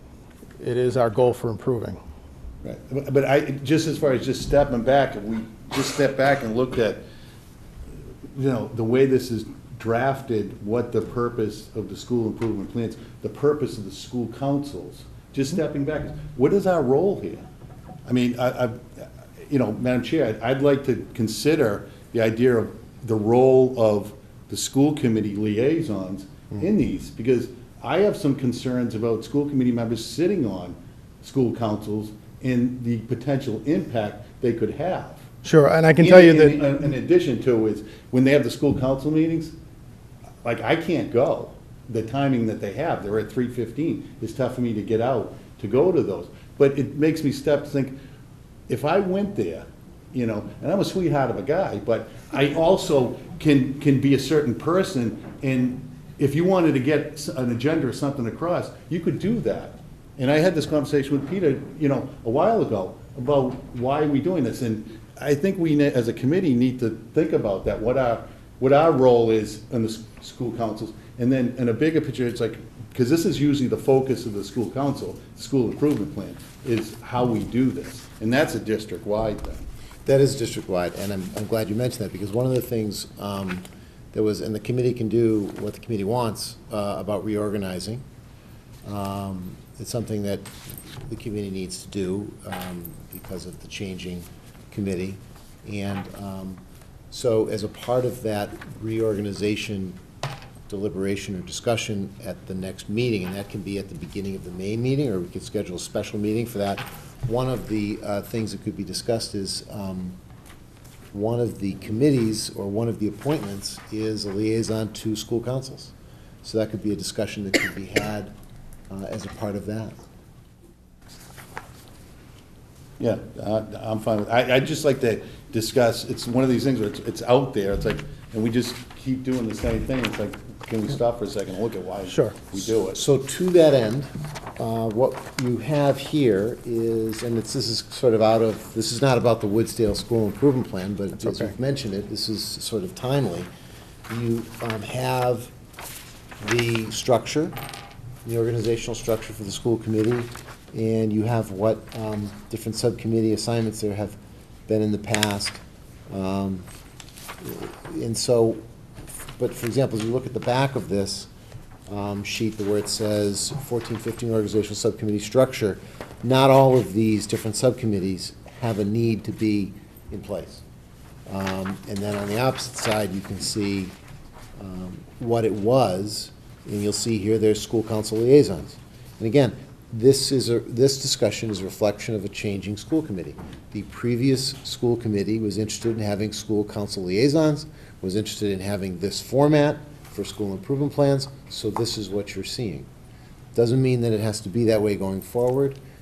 Points are well taken, but I need to ask the committee to give us some direction in terms of school council liaisons. I absolutely agree with you. I see the potential for a conflict there when you send someone from a school committee to a school council, and the idea behind a school council is that they are a body that assists in the governance of a school building, because it includes faculty members, it includes parents, it includes members of the community on those school councils. And so, Well, there's even a point of, I don't think it's real clear, the way it's written is, does the school committee approve the plans, or does the superintendent? clearly, the school committee does not approve or does not accept plans. That's absolutely in the language of what's been provided by the legislature and a revision that was made.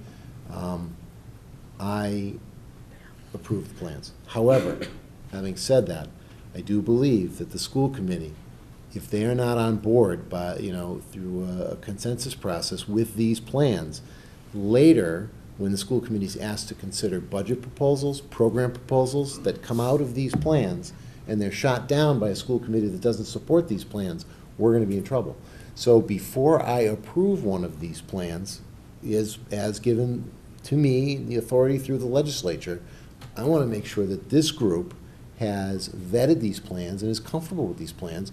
Otherwise, we're just going to shoot ourselves in the foot later when you're asked to make program approvals and budget approvals. I think it's important that the school committee be aware of what the school improvement plans are for each of the schools, because it's a lot of the information that we have to take into account and that we should know. We should know what's going on in our schools. So this is clearly a broader discussion than the Woodsdale School Improvement Plan, but it does give a backdrop for how this form landed in your laps tonight. And You just happen to walk into it. That's okay. That's okay. I mean, and I really can't speak to the broader district-wide perspective of this, but I can tell you about my experience with having school committee members in the school council, and it's been a positive one. And as you said, Ms. Agati, you're not a member. If you were to be the liaison at Woodsdale, you wouldn't be a member of the school council. You're not voting.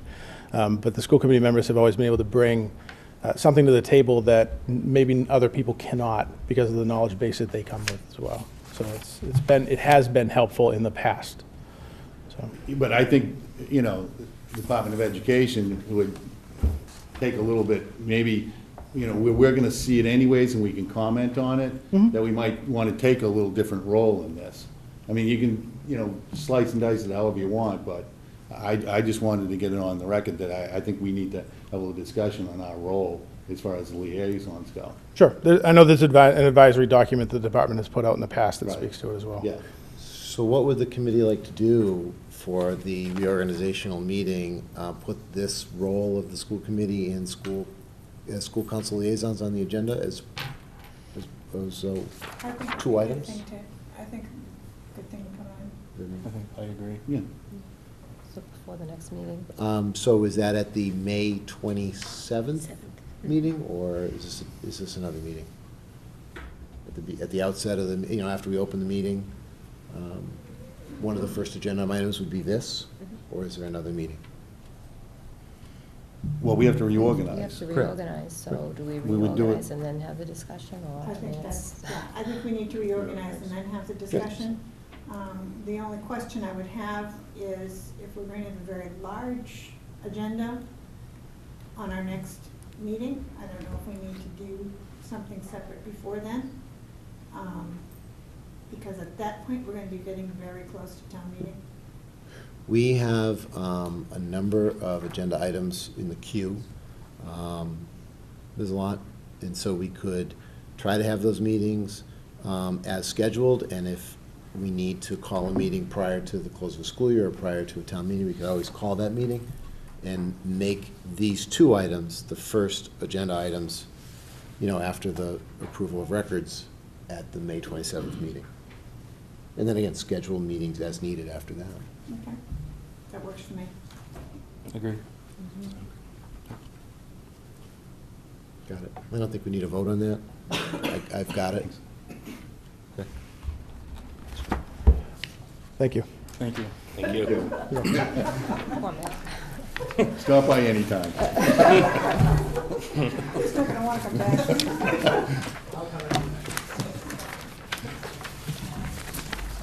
So we have the consideration of a trip,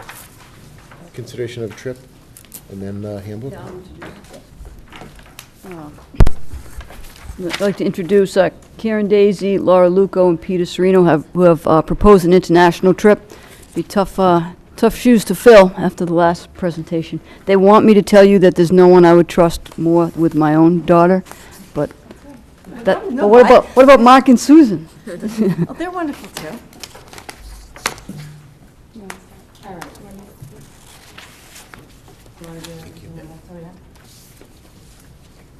Good evening.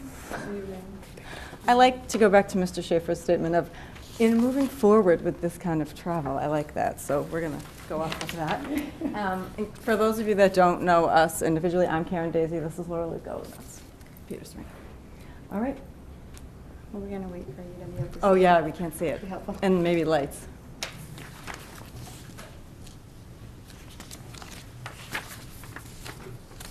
Thanks. Okay, up there, we just thought we should tell you a little bit about ourselves and that these kids are not traveling with novice teachers who've never done anything.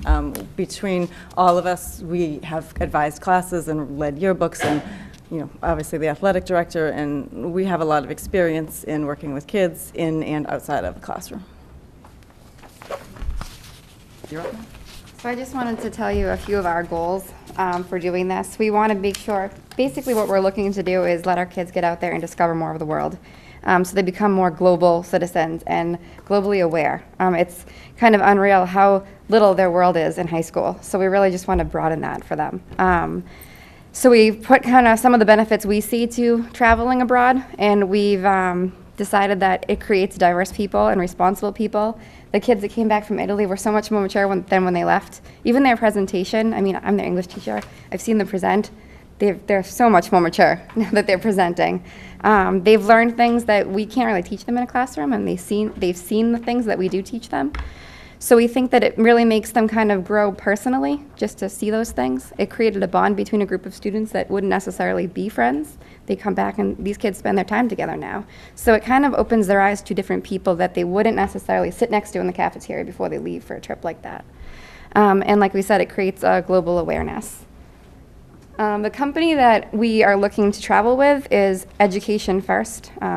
one of the biggest reasons we picked them is because Terry invited them to talk to us, which is always a good sign when your principal invites them in to talk to you. So that, and then we've also heard through different people that we've known to experience travel with them that they've always done a good job. People have really liked EF travel. And then these are some of the things that they offer that other travel companies might not offer.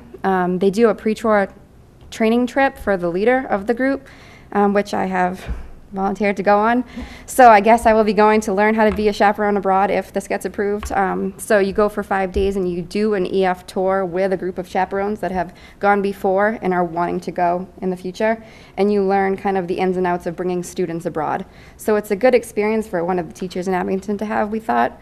Going forward, if we're going to be doing trips like this, it's good to know kind of the ins and outs of it and how different problems have arisen in the past and how people have dealt with them. So teachers who have gone before us. And then some of the other things they do are they have current itineraries, so they know what's going on there. They have offices on the ground in Europe in the places that we'll be going to. So they have really current things that they know when things are closed. Like they knew when they told us the Eiffel Tower's elevators weren't working, so we'd have to walk if we wanted to go there. And they know when these things are happening that we couldn't possibly know going over there. So less surprises. They also give us a local bilingual tour director that meets us at the gate of customs and takes care of all of the logistics for us, which is a little bit more peace of mind for us as the chaperones. And then they take care of hotel check-ins, meal reservations, all the insights of the local guide, and then any recommendations that they might make that we might like. So the kids, if we have free time, they might make recommendations to us that we wouldn't necessarily know about. It's also affordable. When compared to other trips, there are no extra fees. Once they commit to going, their price stays the same. So we thought that was important. And then other schools locally have traveled with them. We get some more from EF than just that. So you get a full-time tour director, you get sightseeing tours. So because you're not staying with families, you're on a tour basically of the countries or the places that you go to. You get a lot of local guides and you get a personal tour director. So that's with different people. You get the person that stays with you, and then you get on the ground like local tour guides for the different places that you're traveling in. And you have walking tours through the company. Your entrance fees are included with the price that you pay. So when the kids get there, they're not worried about, okay, now I have to come up with the money or save the money for this excursion or this trip. All the entrance fees are paid before. So for the trip that we were hoping to choose or go on is they get to see the Notre Dame Cathedral, the Louvre, the Neuschwanstein Castle, that's how you pronounce it, I looked it up, Dachau, the concentration camp, and then we also added a few that we thought would be kind of interesting and a little bit fun for them. So I have been to London and I did the Jack the Ripper tour, which is really fun and exciting and interesting. And then Paris by night is something that the company recommended to us because they get to see the Eiffel Tower and go up it at night and see Paris by night. And then all the other details on the right are covered in the cost of the trip, so the round trip flights are covered. The motor coach that you take between cities is covered. There's a day on the Eurostar train that's covered to get from London to Paris. And then there are all 8 overnight stays are covered under that price, and a breakfast and a dinner. That's local cuisine for dinner and a continental breakfast, they told us. So all the kids are really responsible for is their lunch and their spending money. And then we also added this slide because we wanted you to know that we're not just going to go there and show them a few castles and hope that they get something from it. But we want to give them journals and kind of have them be kind of responsible for learning while they're there. So we're talking about, we've kind of thrown around the idea of having breakout sessions maybe while we're on the bus or doing some of the travel or in the hotel at night over dinner and having it be more conversational, but giving them a journaling, having them share with each other what they learned, what was their favorite part of the day, what are some of the things they have questions about so we could ask the guides the next day, or maybe things that they saw that they'd like to do the next day in that same location so we could kind of talk to them and get them to realize that they had choices on a trip like that. And then obviously, at the end, we'd hope that they'd come back and present, just like the group that did tonight, to you, to hope that they would tell you what they learned. And then Karen's going to go over why we picked this trip. Just in reference to something that Laura spoke to a minute ago about getting out of Abington, I took a group of sophomores on a field trip years ago, and there was really no place to eat lunch there, so we decided we would go to the food court at the Social Plaza. And on our way home, we pulled in, and literally 80% of the kids looked out the window and went, "Wait, what, the mall is on the left?" like, they've never been to the mall via the highway. Everything is just back roads, and they had no idea where they were. These kids need to go someplace. So we sat down. EF provided us with a book about this thick in terms of all the different tours that you could go on. And we settled on Europe. And then we settled on, we're going to do Paris and London. No, we're not going to do that. We're going to do Paris and Spain. No, you need to add London. We're back and forth, back and forth. This is, and poor Pete is like, yeah, I'm on it, whatever you want. Okay, oh, we're going to this one now. Okay, we're done. We finally figured it out. Okay, where are we going? So it was kind of at the suggestion of Miss Sullivan that we keep London in there, just because, you know, London, England, we live in New England. There's a lot of connection there. And I think that a lot of the kids are just fascinated by Paris, all the things they've seen in the movies, and I want to see the Eiffel Tower. So how do you kind of do a multi-stop tour in Europe and not go to Paris? And really the Germany connection was to go see the concentration camp. They read about it in English class, they learn about it in history class. It's a huge thing. And to be able to actually go there and see that. And as you heard the kids from Italy say, the Alps, I mean, it wasn't that we sought out to specifically go to Switzerland. It was part of this tour to get to Germany. From there, you went through Switzerland. And I mean, they couldn't believe just flying over how amazing it was. So I watched Amazing Race. They raced through Switzerland on Sunday night. It was beautiful. All right, I think we're. So the itinerary, basically, we're looking to, this is all, you know, pending, you know, everything that, if it works out the way they want it to, that we would leave probably on a Thursday night. So kids would miss Friday of school for April vacation. And it would be an overnight flight to England. We have day 2 would be in London. The tour director, like Laura mentioned, meets us there, takes care of everything. They're obviously going to be exhausted. It's not going to be a full-fledged, like, get up and go, go, go, go. It's you know, on your way back to the hotel from the airport, or not the hotel, but into London, they point certain things out. You do a little walking tour, and then that night you do an authentic fish and chips dinner. And then the next day is a more, you know, the guide actually takes you to all of those places that are listed there, and that's when we've decided, I mean, free time is great, but too much free time is not necessarily great. And so we kind of looked through the itinerary of when the kids had a lot of downtime and what were we going to do with them. So Laura had said she'd done the Jack the Ripper tour and thought, let's do that with them. And so we would add that in that night. And then the next day we would go by train to Paris.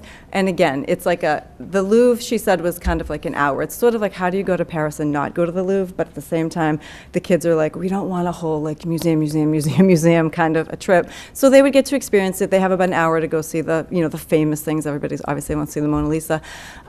The woman from EF, Courtney, our director, said that the dinner that was provided in Paris is like a restaurant that everybody raves about. They always talk, you know, famous.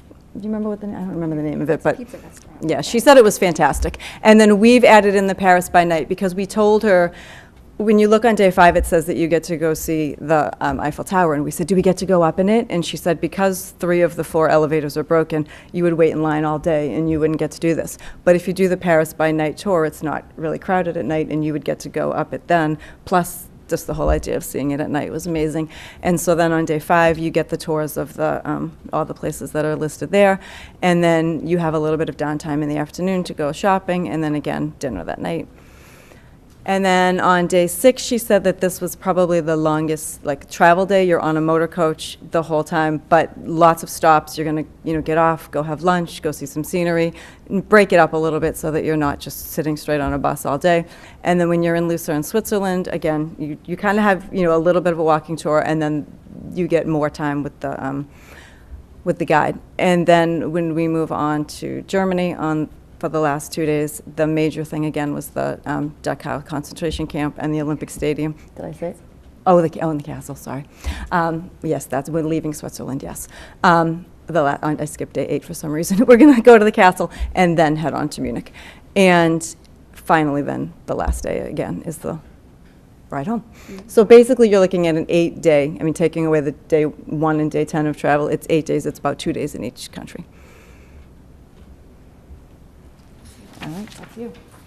So a couple of the requirements as to who will be able to go. As Superintendent Schaefer had mentioned with the previous group who went to Italy, they were kind of the pioneers, so we didn't reinvent the wheel.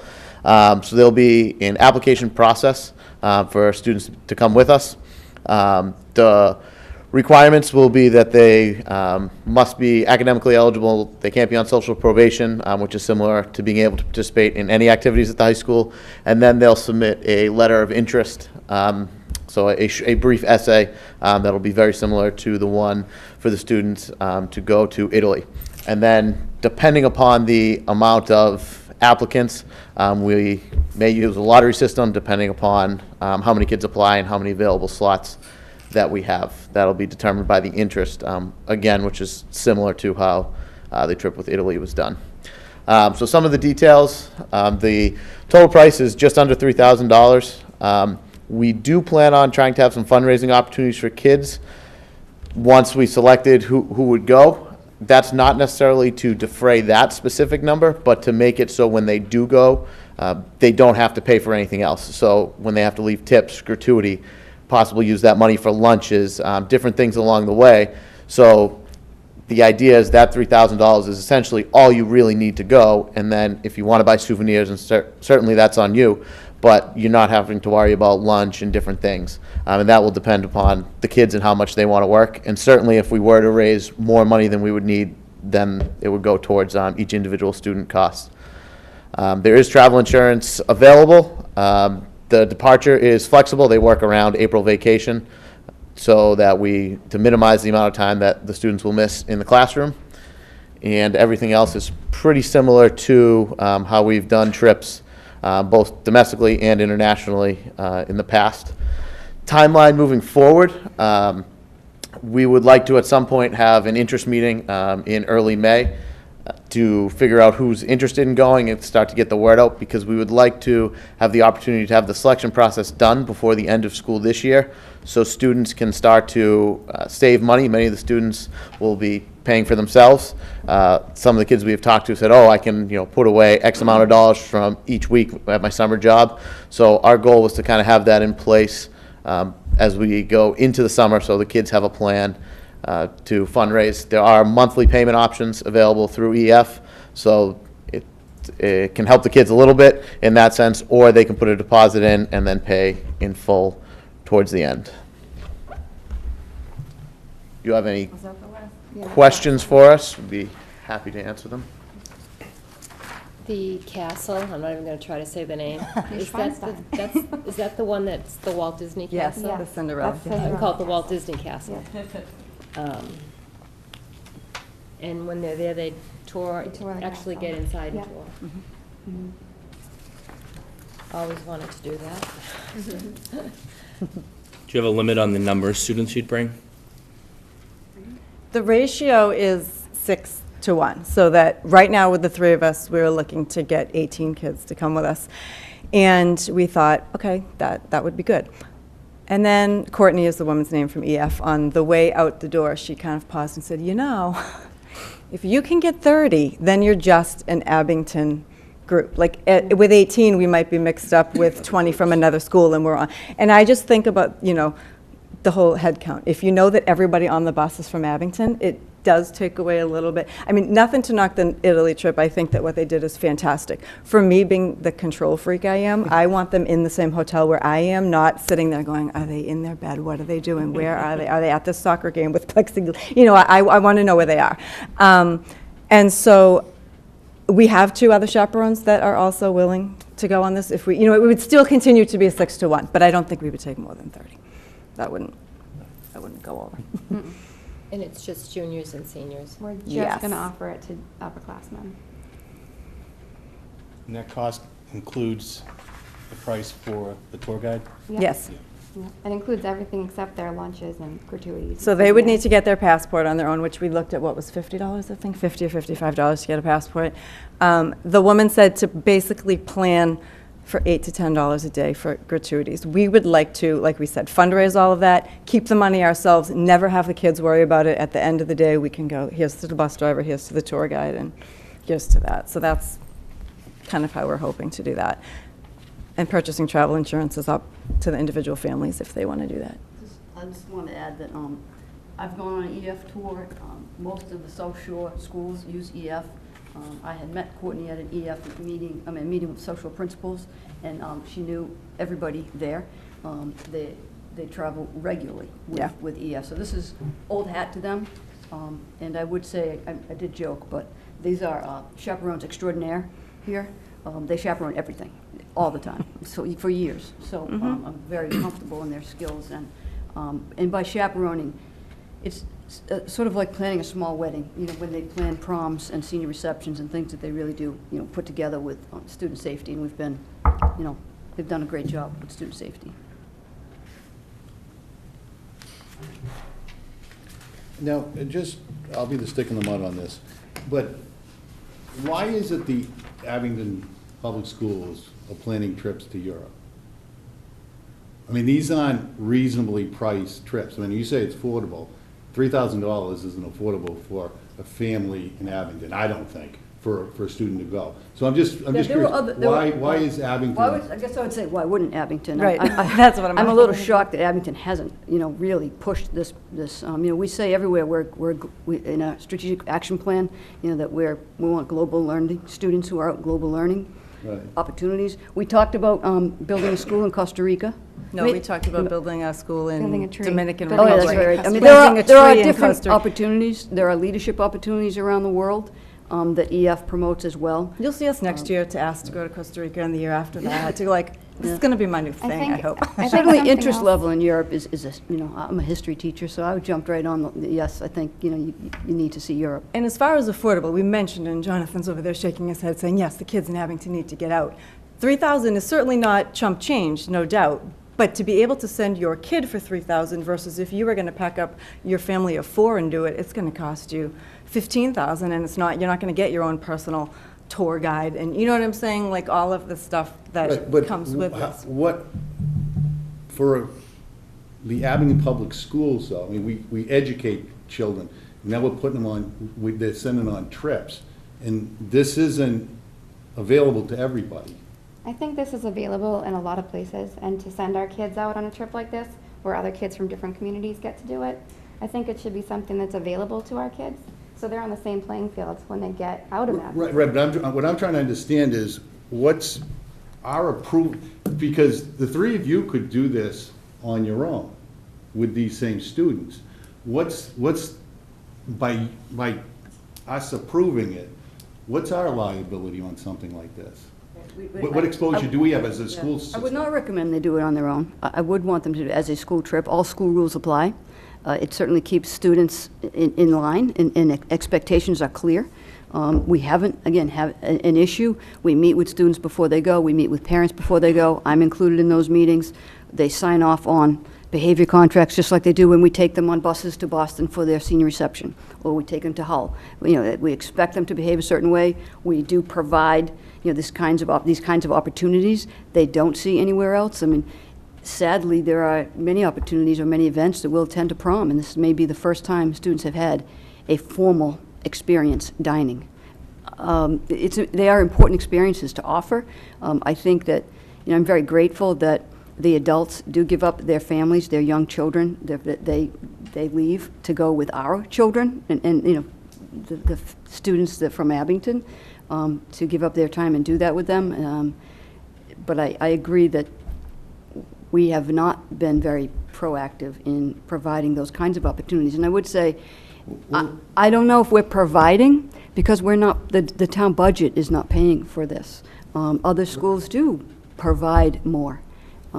We're just trying to get a way for them to have an opportunity with trusted adults who have that kind of experience, and have students understand this is an expectation that is an extension of your school day. It's an extension of your learning experience. It's not really a social experience that you would do with your family. It's intended to be an extension of your learning. Well, why is it that all of a sudden we're going to Europe for everything?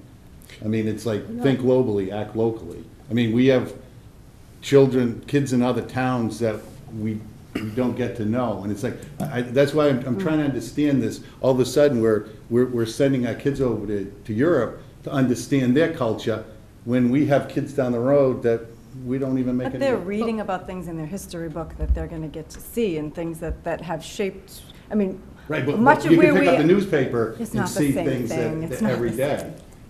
Yeah, I don't, But that's your opinion. That's your opinion. There's a benefit to being there and seeing these things firsthand and experiencing it with the teacher. Like, do you do the same thing with the reflective journals? I'm hearing, Mark Rubuto asked it was a teachable moment when they were looking at the artwork and the expression on a statue's face, and drawing inferences from that piece of work. So there's a lot of education that goes on that doesn't take place in Abington or the next town over, that you can't experience the richness of a different culture, a different community. And to have our kids not have the opportunity to experience those things, I think is shortchanging them compared to what other kids do, and the way the world is going with global education. I can give an example just from my English class. I teach the book Night, which is about a Holocaust survivor. And the kids, when they read it, they can't really imagine Dachau as a concentration camp. But to go there and stand there and to think about what I read in a book it's a life-changing experience. And kids in Abington should have life-changing experiences through school, I think. So that's what my hope is, that the things that they see, like Dachau, like a castle that they've read about in a story or in a history class, or a cathedral, where events take place that they know about, to go there and stand there is life-changing. And the students are either individually fundraising for this for themselves, or their families are it's not an Abington Public School budget item. Correct. No. And we're not all just recently doing this. Back in 2006, 5, somewhere around there. I know that we've had trips to Spain, we've had trips to France for years and years. Mr. Lewis used to take kids regularly. And I do think that we spent days developing our strategic plan as a community, and spent hours discussing the value of global learning, and deliberately put that in as a district. And I think we talk about that when we talk about a competitive school district and a place where else are they going to get these experiences? They're going to get them in other towns and in other schools. And I think that it's important that we are willing to say, we're willing. We're here, standing here, willing to provide an opportunity for kids in Abington Public Schools that they're going to get in other private school experiences, or, when I shared with you that the South Shore principals meet monthly, they're going. The Duxburys, the Hinghams, the Norwells, the Cohassets, they're all going regularly. This is a part of their day. They're offering Mandarin and Chinese and, many languages in their schools that we haven't been able to afford. We haven't been able to fund. We used to offer Arabic. We can't do it. So when we have an opportunity and we have people willing to, extend that learning, to other languages, other cultures, I'd want to promote it if we could. I think it's our responsibility to open the world to Abington. There are schools right now that have like 5 trips planned, like out of one school. My nephew goes to Littleton, and he could go to this one with the Spanish teacher, or this one with there's multiple trips going on at the same time. And now, the way that the kids that went to Italy said that they're still in contact. Your phone, you can text your best friend in Italy tomorrow. You can have a face-to-face meeting over FaceTime with somebody in another country. We're not kind of centered here in Abington anymore, and they need to, I can't say it enough, get out of this I guess area. maybe for me, I'm just, I don't understand, as far as the school committee, us approving it, I don't know what our role is in this. I mean, if you think there's educational value, that's why you were hired, and I believe in you, and I say, go with it. But as far as a body for us approving it, I don't know what our role is in this. And even when we were coming up with the policy, I still don't understand what we're approving. Because if you've made a decision, and this is important to the children, then I support you to do that. But as far as our school committee, us approving it, I don't know what that means. I don't know what you're going to say. Go ahead. No, I think we are looking for you to approve it and to support the mission itself. We do have policies that we can't travel without your approval internationally. You approve the band trip every year, the music trips that you approve, the cheerleading trip to Florida. I think, I can't speak to policy, but I think I feel more comfortable coming here, and I feel more comfortable that I feel like we have the support of the school committee who believes in this, and will support understanding that we have expectations for students, and they have to abide by the student handbook, which you also approve. I think it feels a lot better to say we all believe in this, and you represent our town as well as we do. But see, I believe in the 4 of you up there doing this. I don't know what, and this is just me personally as a school committee, I don't know what my approval does for you. I think that's I don't something think for that you it guys. necessarily Right. does I'm just anything for voicing us, so- but I think that like you said, the music trip. The music trip happens every year. And I doubt you are, I don't know, maybe I'm wrong, but I doubt that Mr. Shannon has to stand here and be like, please let us go. It's just kind of like a thing. It happens. But if I want to go to Whitman tomorrow, I have to fill out a field trip permission form that doesn't come to school committee, but it still has to get approved by Ms. Sullivan and Mr. Schaefer, and when you're going to leave with kids, you need approval. Maybe if, like you said, the Italy kids were the pioneers for this, and we're just second, we're just following them, eventually you might just go, here's the itinerary for the next European trip, yep, looks good, have fun. And you won't need slideshows and 4 chaperones or 4 people standing here to explain it to you. But since it's so new, we just thought you'd want to know where we're taking. I mean, you have a child in the school. He could come with us. You might want to know where he's going to go and what he's going to do. So one of the things that happened just recently is this year is based on what we saw other districts doing, and other districts are sending kids on trips like this. We crafted this policy from the best language we found, and we as a committee, or you as a committee, this is your policy. Right, but these, I do have to say, as far as the cost, I mean, we did put into this, the policy, the school administration should consider, among other matters, the financial burden on families and the potential disparate educational opportunities for students and the potential disruption. But it's the idea of some can afford it and some can't. You know, I mean, and that's, and if the trips are always going to Europe, and we're not going to. Well, I don't think New you're York. always going to go to Europe. But that's we are. That's my year on the school committee. That's what I've seen is the big trips are going there. So I just, you know, we want to, you know, think globally but act locally. I mean, there's plenty of things in this continent of the United States we could go to too. You know, in that we just consider those things for maybe those families that, you know, the trip isn't $3,000, $1,500. You had asked another question about liability, and that's that the town's insurance covers these trips and activities up to the extent that someone, you know, obviously does something that's liable. So it's covered under the current policy. I just wanted to get back to that point earlier. We do have to help them to think globally, and that's part of our responsibility. Right. Yes. We also want them to act locally. And hopefully they'll come back with that global thought. Right. process, and they'll bring it here, and they'll learn something about themselves they didn't know before they left, and apply it to their town. It changes their life forever. You can't have that, you can't duplicate that experience ever, especially at that young age. They have educators who really care about them and show them all the great things about London and wherever you decide to go. Maybe in 5 years you go to Africa, who knows? But right now, I think it's a really great opportunity to have an extension of the classroom. I think we back it up. It's all driven by the Common Core. And so if you really look at curriculum, this is a big part of that. And so we had to link that to our strategic plan. Just like we have to do certain things to meet requirements, that is another piece. And so I understand your part in terms of, you know, acting locally. But I think that that's also driven in the Common Core in terms of trying to get people to also do, you know, citizenship and things of that sort. And you hear that through the school improvement plan, what they're doing. But the curriculum piece, you know, this is not new. But I do think that we could be open to coming up with other suggestions. You know, maybe next year we have a couple of groups going, and so one's staying, you know, within the United States, and one might be traveling abroad. And who knows, our fundraising could be so phenomenal. I mean, there's a school on the Cape that sent 30 kids to Africa, which was a $5,000 trip, no charge to the kids. I think that's where you come with, you get the school committee or a committee behind it to raise awareness within the community to support the trip. Can I speak to Mr. Hagley? Sure, absolutely. I think it's your job Chair as a school recognizes. committee member Yes, to ma'am. allow students to have opportunities. Limiting their opportunities would be doing an extreme injustice to those students. And questioning that, I definitely disagree as a parent and a taxpayer that you would limit their opportunities because of some question of cost. And that's what I'm hearing.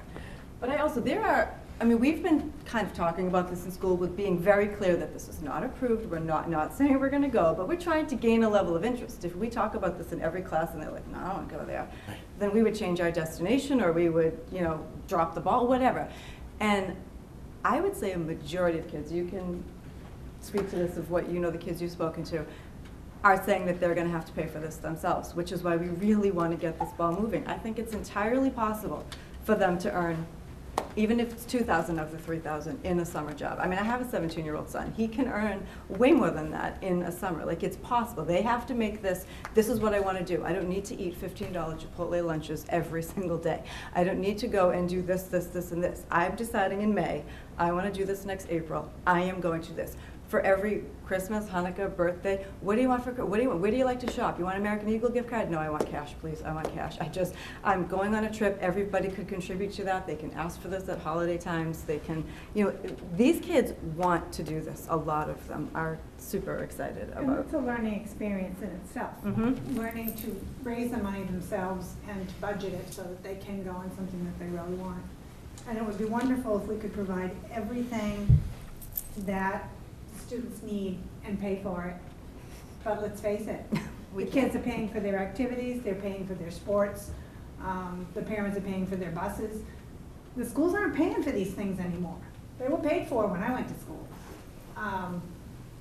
So if we're looking at, we're not providing much for our kids that they don't have to contribute to financially. And they are going to be graduating and going in and working in companies that are global. Most of our big companies are international. They need to develop an awareness of what goes on in other countries, what the differences are, and what the similarities are. People are afraid of what they don't know. Well, they need to get out there and they need to find out. And I agree, though, that starting at this point, they need the time to be able to do that, to earn the money or to fundraise or whatever. If I could just address Ms. Bruzzie's comments. We haven't taken a vote, so I haven't limited anything yet. I grew up in Abington, had Tom Duvall, Friday in America. We used to kick things around. And when things are presented, I feel like my job is to ask questions to understand. That's how I learn. That's how I understand things. I didn't say I wasn't voting for it. I'm just asking questions. And that's what we're supposed to be doing here, understanding it more. So I ask questions like, but I never said I wasn't going to vote for it. The Italy trip. I mean, it's, as I recall, I was a committee member that asked for the students to come back and present it to them. So, I'm just asking questions here to try to understand where we are and how this all comes about. And as a committee, that we think about things and why we're approving them. Why are we here? What's the purpose? And making sure that, and asking about the liability, I mean, I'm very supportive of Ms. Sullivan and all of you. I've said that, I repeated it before. I says, I trust you. My Nate wanted to go on the trip? Absolutely, he could go with you guys. No doubts in my mind. It's just trying to understand the process and what we're doing here. That's all the questions were for. It wasn't trying to be negative and put things down. But I do want to say that the idea of, if there are opportunities where maybe a little smaller trips that we're doing, that because if you're not part of a group, maybe you can't go with Mr. Shannon in Washington, D.C. My son Alexander went with him, absolutely had a ball. It's those things where we can create other opportunities that maybe it isn't going to be Europe and it's not going to be $3,000. It can be someplace else, the Appalachian Trail, and it's going to be $1,500. Something. That's all I wanted to try to get across, or throw out there. Thank you. I got my soapbox now. Thank you. Are there other questions?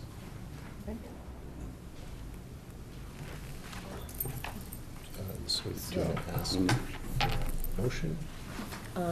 Okay, so it would be, we're looking for a motion to approve this international field trip as presented to Europe in April of 2015. I'll make a motion.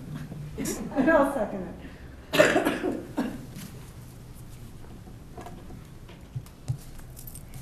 Discussion? All those in favor? Aye. Opposed? That would be unanimous.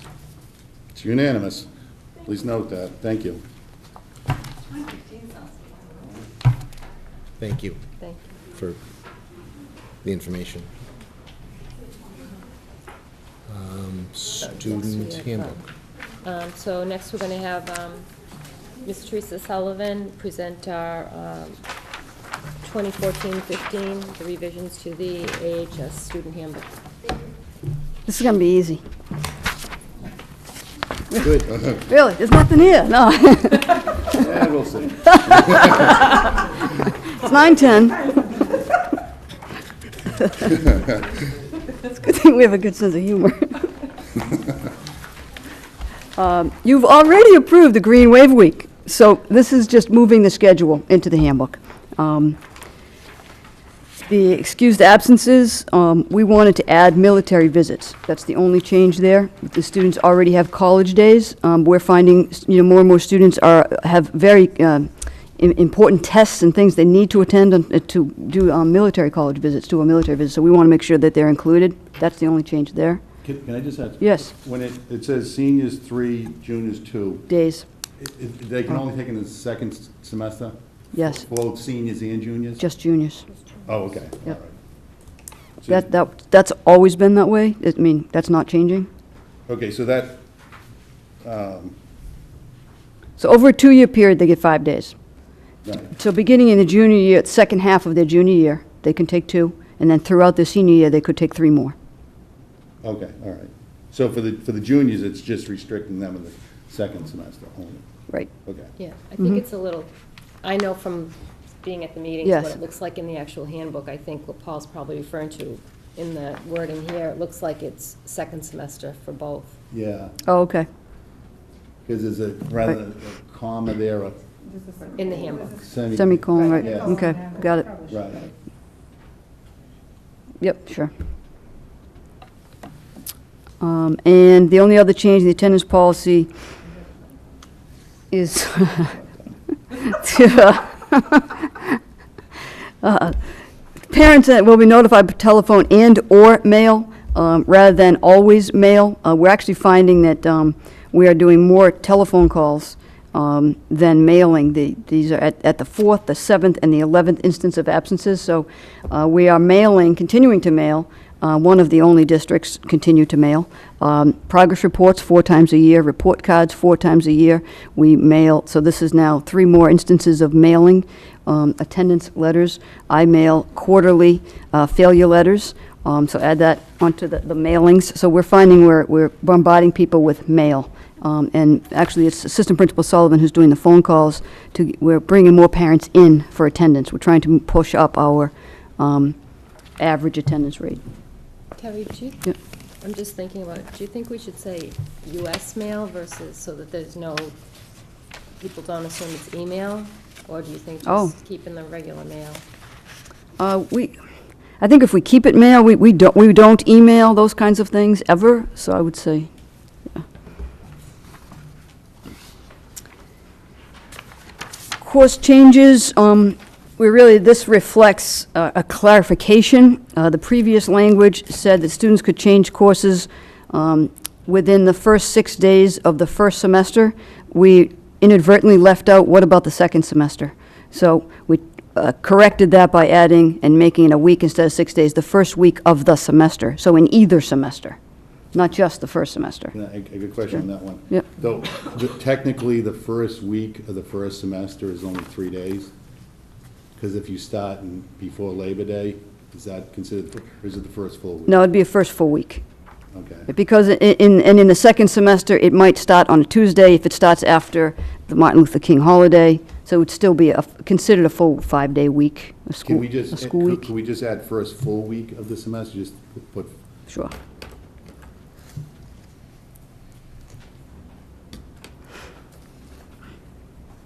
Student mediation is new. I should say new, it's come back again. We had peer mediation years and years and years ago.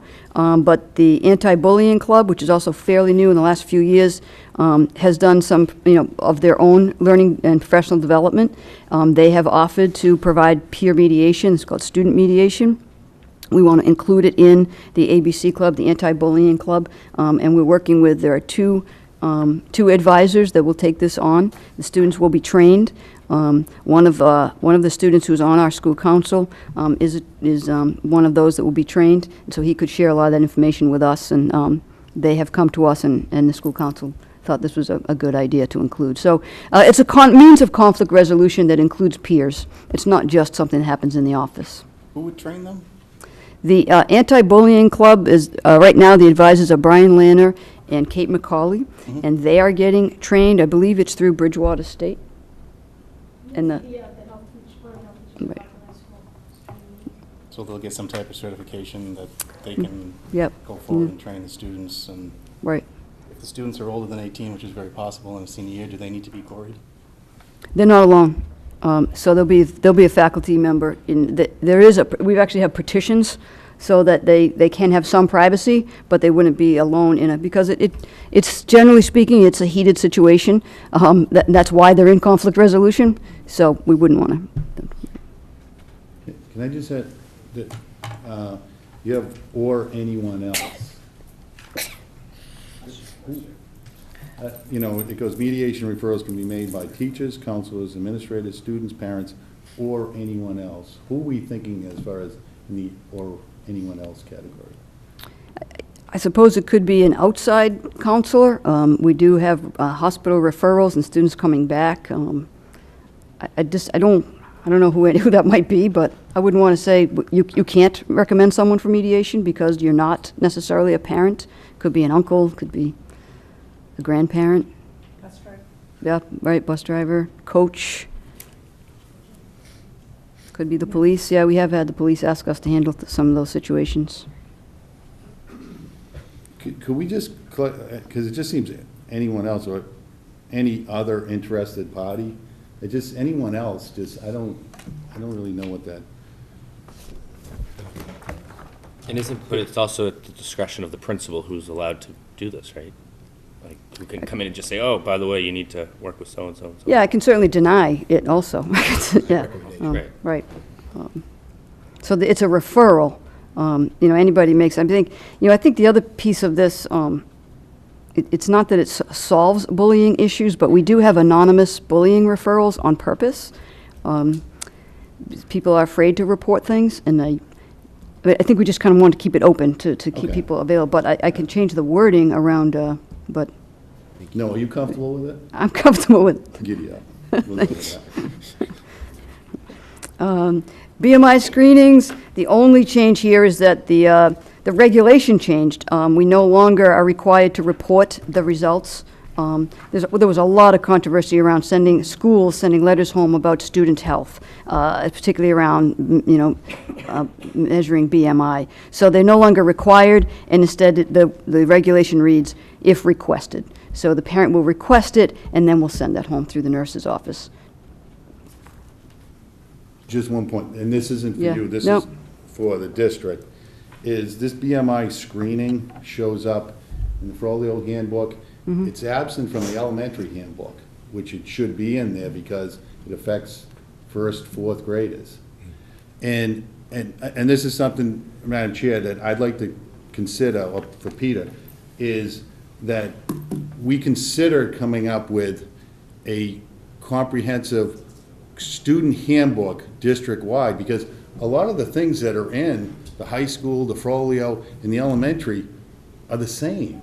And so we're picking this up and putting it down 3 times. And it's like, why don't we do it once and then sort of supplement with the high school and the Frollo? It just, because if you're changing it here, I'm expecting Mr. McCurtain to come by,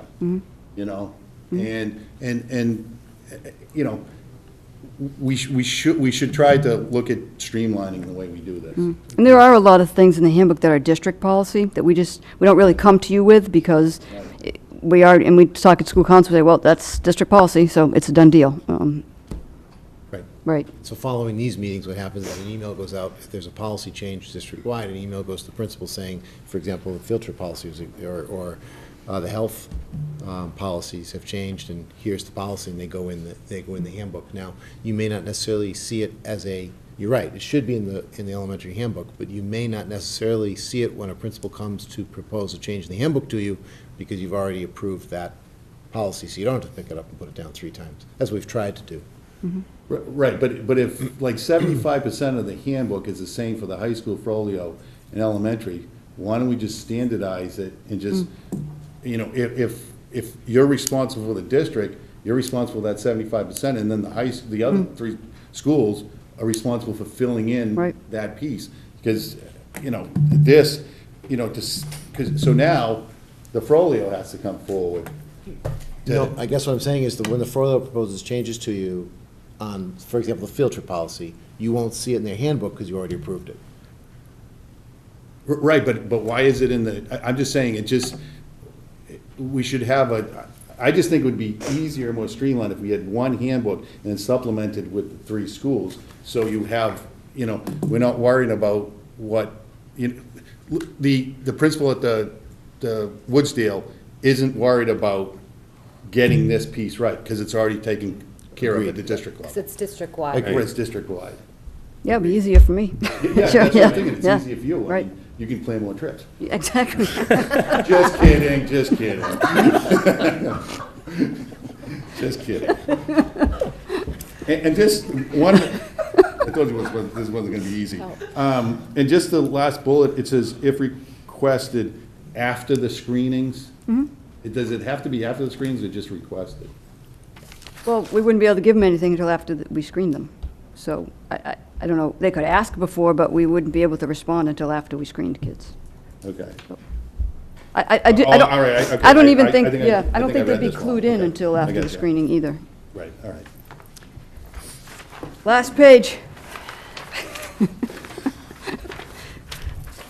Permission forms, this is just for the athletic permission forms. We've gone online for everything now, and this can be done through the high school athletic page on the district website. So we just wanted to make sure that we included in the handbook, the parents see this, there. They also get a student athlete parent, a parent student athlete handbook as well, so this mirrors that. And we've been doing this, we just wanted to make sure this was included here. Can I just, I'm sorry about this, but just the flow of, these forms are available, shouldn't that just come at the end? Because it's sort of like, this form must be signed and dated, completed permission form must be returned before the first practice, and permission forms are also required. And then it's sort of like, this is where you can get the form. Because it's like stuck right in the middle, just the way I read it. Yeah, somebody approved this before you, so, it was, that sentence was in the middle. Right. So that was the only change we wanted to make, so. Yeah, I'm not saying Yeah. change the wording, it's just the right. location of it, just seems like, we're talking about what you're responsible for and the flow of it. Mm-hmm. And then it's sort of like, well, and yeah, here's the form if you need it, because it's sort of like, Yeah. jammed right in there, do this, do that, oh, here's the form, and then do this and do that. I have no problem changing that. I will tell you that, 12 people sat around a table for 3 months and didn't think that bothered them, but we can move it. Yeah, and that just hit me today. If it's going to get me through this, I'll move it. All right. Okay. The spectator behavior standards, this reflects MIAA regulations. This is directly from the MIAA regulations to add a spectator. Any spectator who is removed from a game is required to take the NFHS sportsmanship course before they may attend another event. They take that course online and they receive a certificate of attendance. And that's just, if they want to attend an MIAA event, we have to put that in. NFHS stands for? National Federation of High School.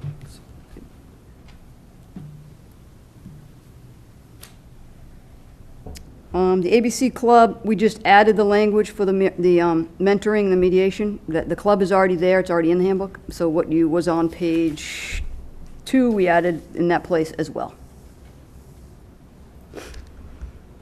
And the SAAC, the Student Athlete Advisory Committee, was new this year.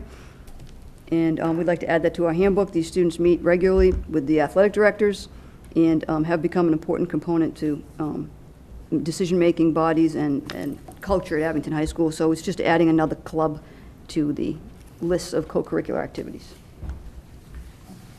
How would each student be selected from the sports? I mean, I think you would want it to be consistent across each sport where, I don't want one sport having the students, the team Yeah. members selecting a student, or There's another sport the coach there's a doing it. list of criteria that I didn't bring with me that Mr. Serino and Ms. Casey have.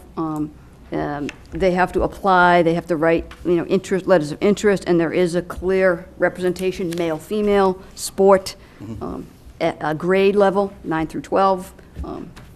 I think they're pretty conscientious about equity. All right, thank you. but I did not bring that with me.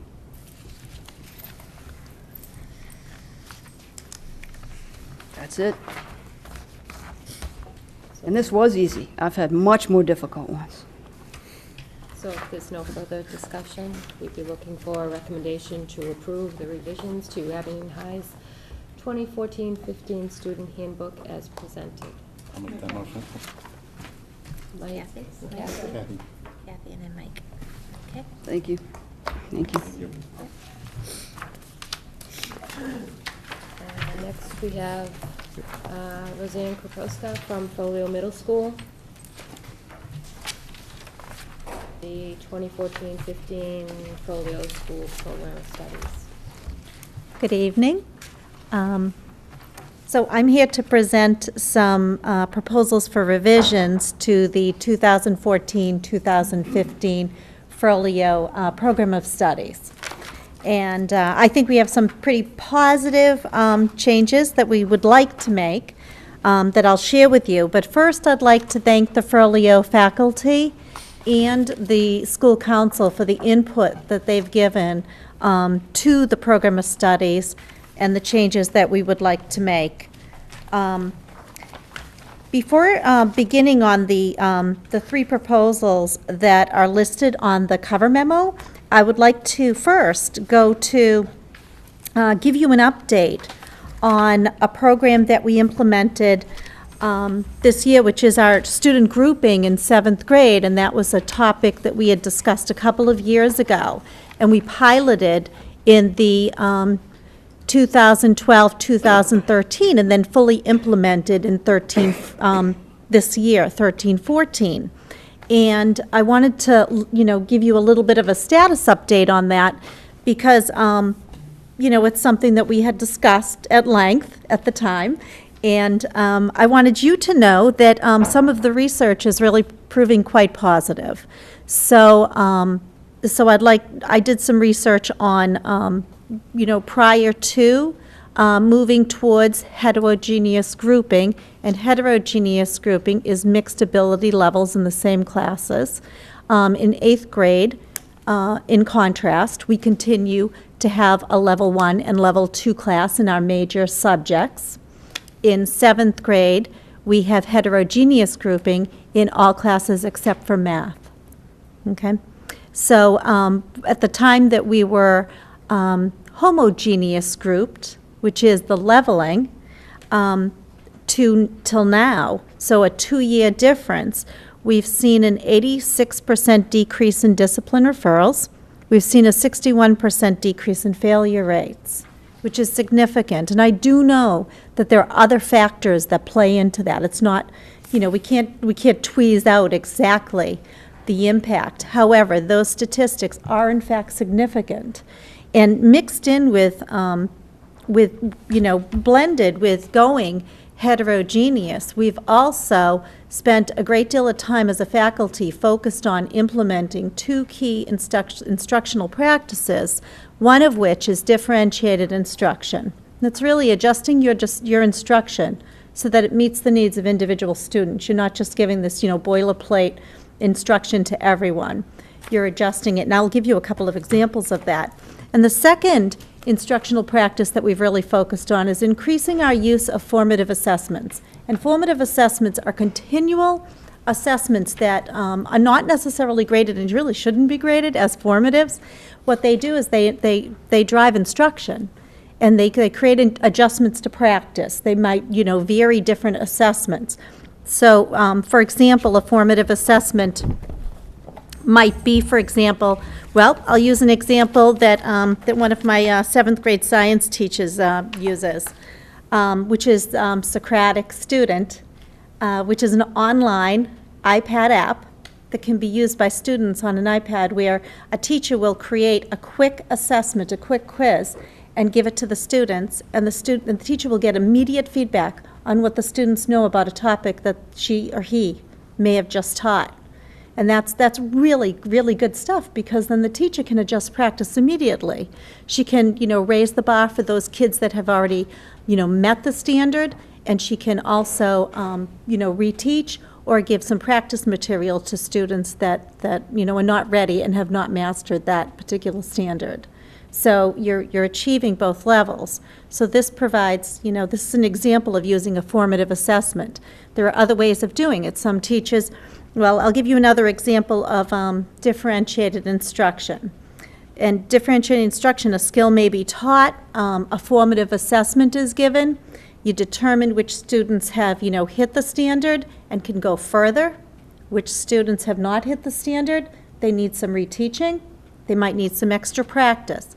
You can create we call it flexible grouping, and this is happening all over the place in Frollo, and it's impressive, where teachers are giving formative assessments, they're flexible grouping, so that students can immediately be placed based upon a particular skill or content area, whether they're in, the group that goes a little bit further, and maybe they're given an activity at a higher critical level thinking that will bring them beyond the standard, or they may go into the group that practices a little bit more on the basic skill. There's still all kids are, meeting that standard, but some are able to go beyond it. So it's meeting both ends, which is the nice thing about differentiated instruction. So I feel that the results of, seeing the, 86% decrease in discipline referrals, I think has to do with meeting kids' needs more readily, engaging students regularly, and differentiated instruction does that because you don't have a bunch of kids. If you're teaching a boilerplate lesson, the research out there says that, 1/3 of your kids don't get it at all, 1/3 of your kids kind of get it, and the other third are like bored out of their minds because it's below them. So differentiated instruction helps us with that. Heterogeneous grouping has helped us with that. So we're pleased with the results. We feel like we're meeting students where they are. We're taking the kids that need to move to the next level. So I wanted to get back to you on that because we had a lengthy discussion about it a number of times. And we're 2 years in now, and it's going well. So I'd like to move on to now to share with you some of the changes. The first change one other thing before I get into that I wanted to mention. In the course descriptions, the first course description is computers. The second description is critical thinking and design. And next to that, we have the word written STEAM in parentheses, and that's capital. And STEAM is something that, yes, we had in last year's program of studies, but I just wanted to mention it because it is fairly new, and it represents science, technology, engineering, art, and math. That's an incorporation of all those subjects into this one particular course that we provide. And so that's something that we have some teachers in particular that are highly focused on it. Mr. Dorado, our art and critical thinking design teacher, is very involved in it. So I just wanted to point that out, that that's what it means. It means an integration of these areas together into this particular course. So number one on my cover memo has to do with the music program. With regard to the music program, we'd just like to restore what we had a few years back, which is right now this year we have band and chorus only as offerings for our students in the music department, but what we'd like to do is add music class back. It's really as simple as that, to recognize interest of students, because not all students want to be a band member or a chorus member. Some students have expressed a great interest in learning more about music culture and more about music in general, and learning about some other contemporary music as well. Would you see a big drop-off in the amount of students that would take band and chorus to take this new? We don't have electives yet. We would like to move toward that, but right now we require students to take music. So for a full year, for 90 days in a school year, because they take it 3 out of 6 days in a cycle, they're in either band or chorus. So we're requiring them to choose one or the other. So the second item on the cover memo is the Spanish program. And last year, thank you, you gave us, you approved hiring a Spanish teacher so that we were able to implement a 7th grade Spanish program Unfortunately, when the Spanish teacher was hired, it was in August, and we already had our schedule set. So at the time, we did do the best we could with implementing the program. However, we had to split it 3 days and 3 days for students, so we ended up having a 3-day language program and a 3-day Spanish conversation and culture program. And, you know, that's worked great, but we are able now, at the beginning of planning our new schedule, to create the schedule that has the 6 days of Spanish language straight across for 7th grade, 6 days of Spanish for 8th grade straight across. Both programs are the same in this proposal. They will split the grade, the Spanish 1 program, and they will have more time, because this year really the Spanish, they had to split it into 2 different 3-day classes, which is more complicated. This will be a much nicer, streamlined program to split Spanish 1 into the 2 grades with the 6 days and 6 days. So that's the Spanish request. The wellness program is actually just evening out the wellness program between grade 7 and grade 8. Right now, grade 7 has 6 days of phys ed and 6 days of health. And 8th grade has 3 days of phys ed and 3 days of health. And mind you, this is only 1 trimester in this year. So hopefully, over time, we will have some of these electives become electives, and also have them for a little bit more time during the year. But for now, what I'd like to do is I'd like to move 3 days from the 7th grade, so that and actually change 3 days, so that all students in the school will have 6 days of PE and 3 days of health, 1 trimester in the year. So these are the 3 changes that we are requesting at this time to our program of studies. Do you have any questions?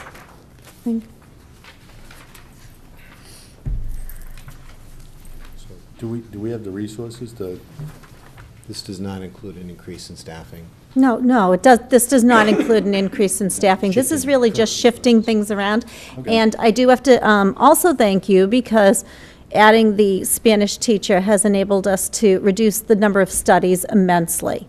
And now, with evening out the classes in the wellness program, it assists us even more. So now our 7th grade students should, an average 7th grade student would have 1 3-day, we call them academic labs, which are studies, a year for 1 trimester.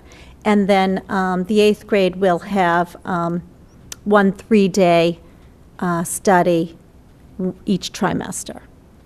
So we're getting there. We're moving toward a full schedule, which is what you want in middle school. So if we're not adding resources, what are we, and we're reallocating, what are we taking away then? If we're adding something, we haven't added any. Yeah, we're not. bodies. So what are we shifting around? We're actually shifting 3 days of health to, and we're converting it to PE into 8th grade. That's what we're doing.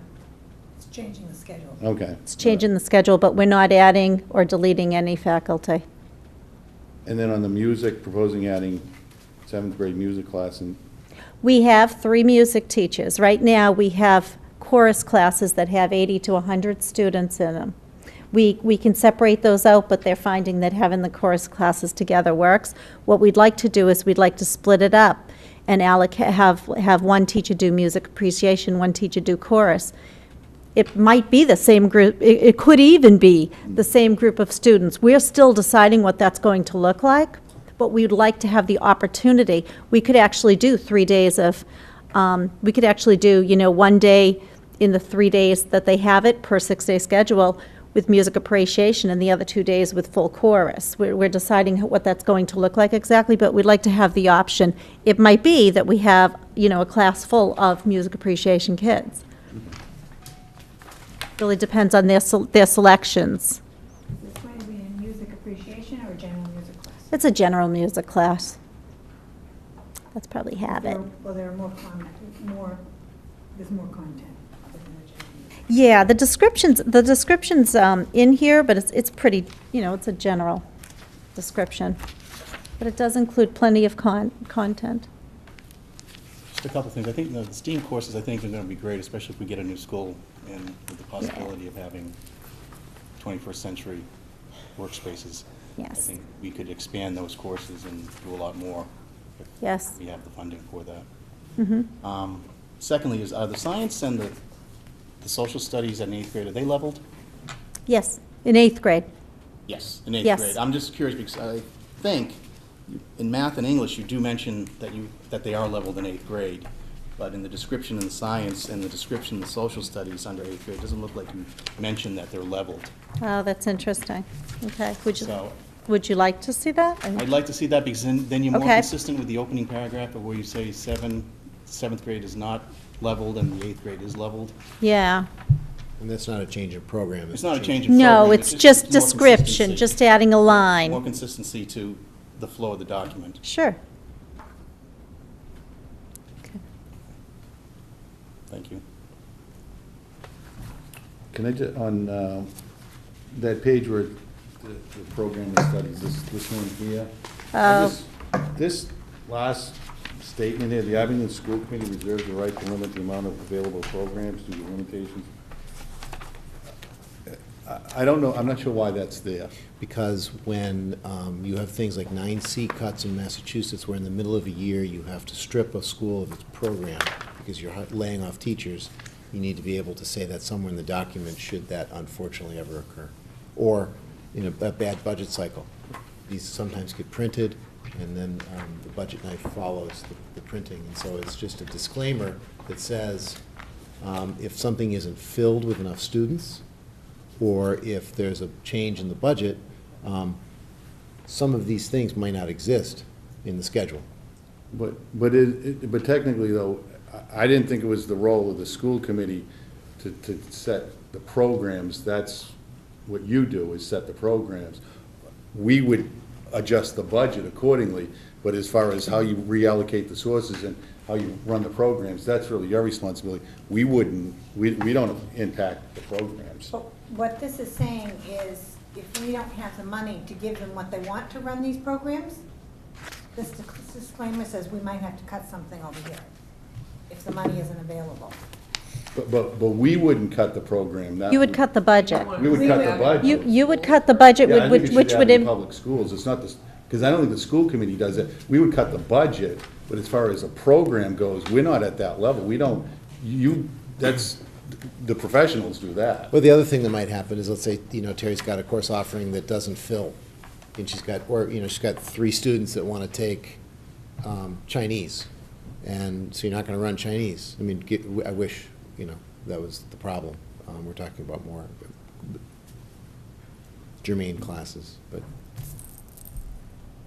Yeah, So- I just, Students may sign up for classes in the program of studies, but if 7 students sign up for accounting 2, they're not entitled to 7 students. Right. And I think both of us, when we run it, but you as a school committee would budget for it. And say, yes, I give a teacher for 7 students. right, but as far as the program goes, we wouldn't be at that level. That's why I'm just. So we could say the Abington Public Schools reserve the right. Yeah, I'd rather just say it Abington Public Schools. Okay. Just because I don't think it's the school committee's role to We do could say that. The Abington Public Schools, we'll switch that. Yep. Okay. And that would be picking it up and putting it down 3 times, because I think all the handbooks Did you say already that. print? Back to your point. That'll be on the docket for next year. Did you get that? The other one's already going to print, the high school one, right? As you said, yeah. So maybe a change we'll make in the high school one next year. Just white them out. Slow during the summer. No, it's not. You gotta come by. Yeah. I'm only kidding. That's all I had. So, motion? Any further discussion? No. So we'd be looking for a motion to approve the revisions to the Folio Middle School's program of studies for the school year 2014-15 as presented. Can we, well, we need to add the leveling in those paragraphs. I'd like to make that part of the motion. But that's not, but that's not a program change, that's a. It's not a program change, but. Language change, clarifying, or you could say as amended. As amended? As amended. As amended. I'll make that motion. Second. Kathy and Jonathan? Thank you very much. Thank you. Thank you. Report of the superintendent of schools. So, under my section, I've got the approved appointment of Jason Scott as the ultimate Frisbee advisor for the 2013-14 season. The next one, the appointment of the JV softball coach, I'm going to pass over because we did that at the last school committee meeting. The third item there, the third appointment is for the following volunteer coaches for the current spring season. William Yazbek is for baseball, Ed Mace for tennis, Michelle Franey for softball, and Martin French for softball. Continuing on. Under other matters in your packet, you have language from Reed's Collaborative, and the cover page, I can put my hands on it, describes how the only changes to this are the addition of, thank you, of different other members to the collaborative agreement, including Acushnet, Bristol Plymouth Regional Vocational High School, Norton, Somerset, Berkeley Regional. And so the language in this agreement has been vetted by the attorneys at DESE, was approved by the Department of Elementary and Secondary Education. There's no change in that language. It's really what's required is that Reed's gets each of its member school districts that are current members to approve the addition of these towns into the collaborative. This is a different collaborative than North River Collaborative.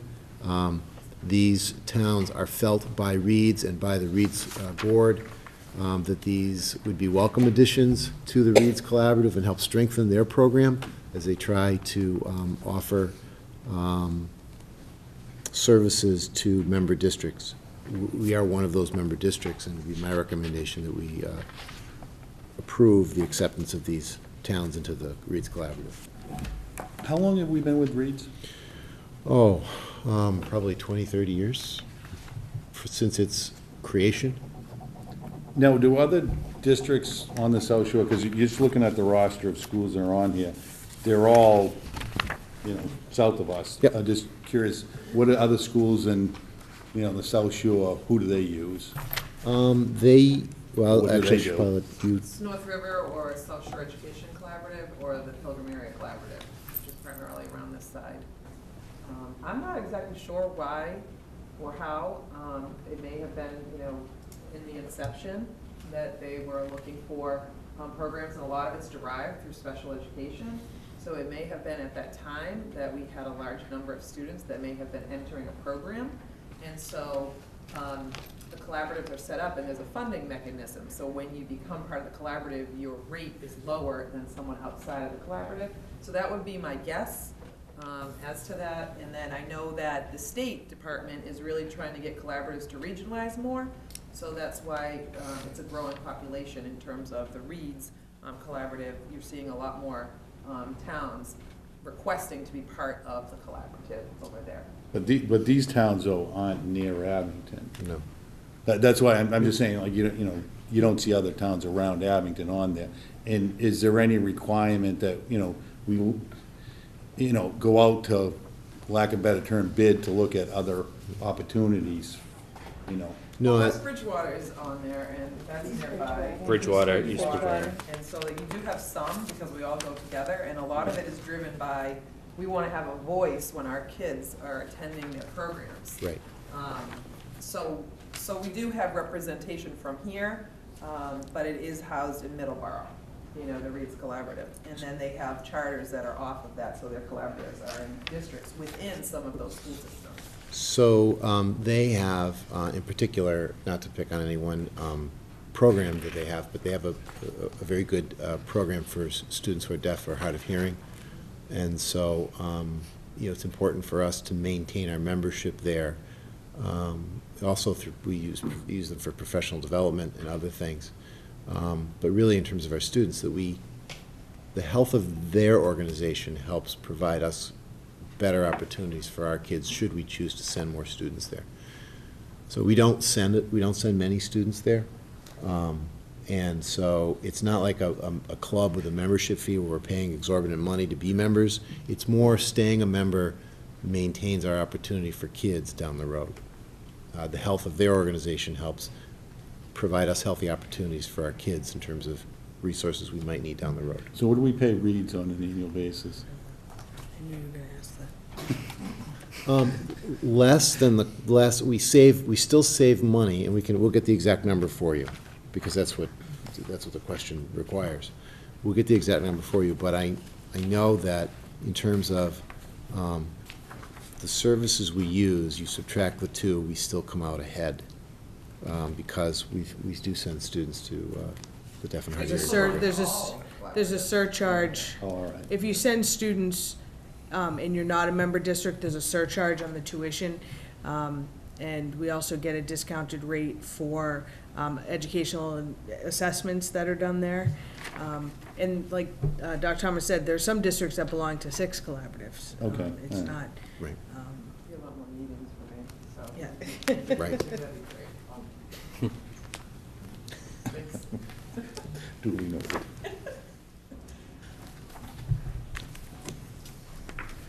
So we'd be looking for a motion to approve the Reed's Collaborative Agreement as presented. Can I just, who's going to sign that?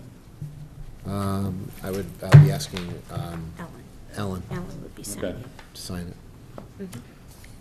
It's not you, Paul. She's, Ellen's. Okay. So, I'm sorry, did we have the motion, and was that, did that Yes, carry? Kathy and Mike. Okay. Yeah.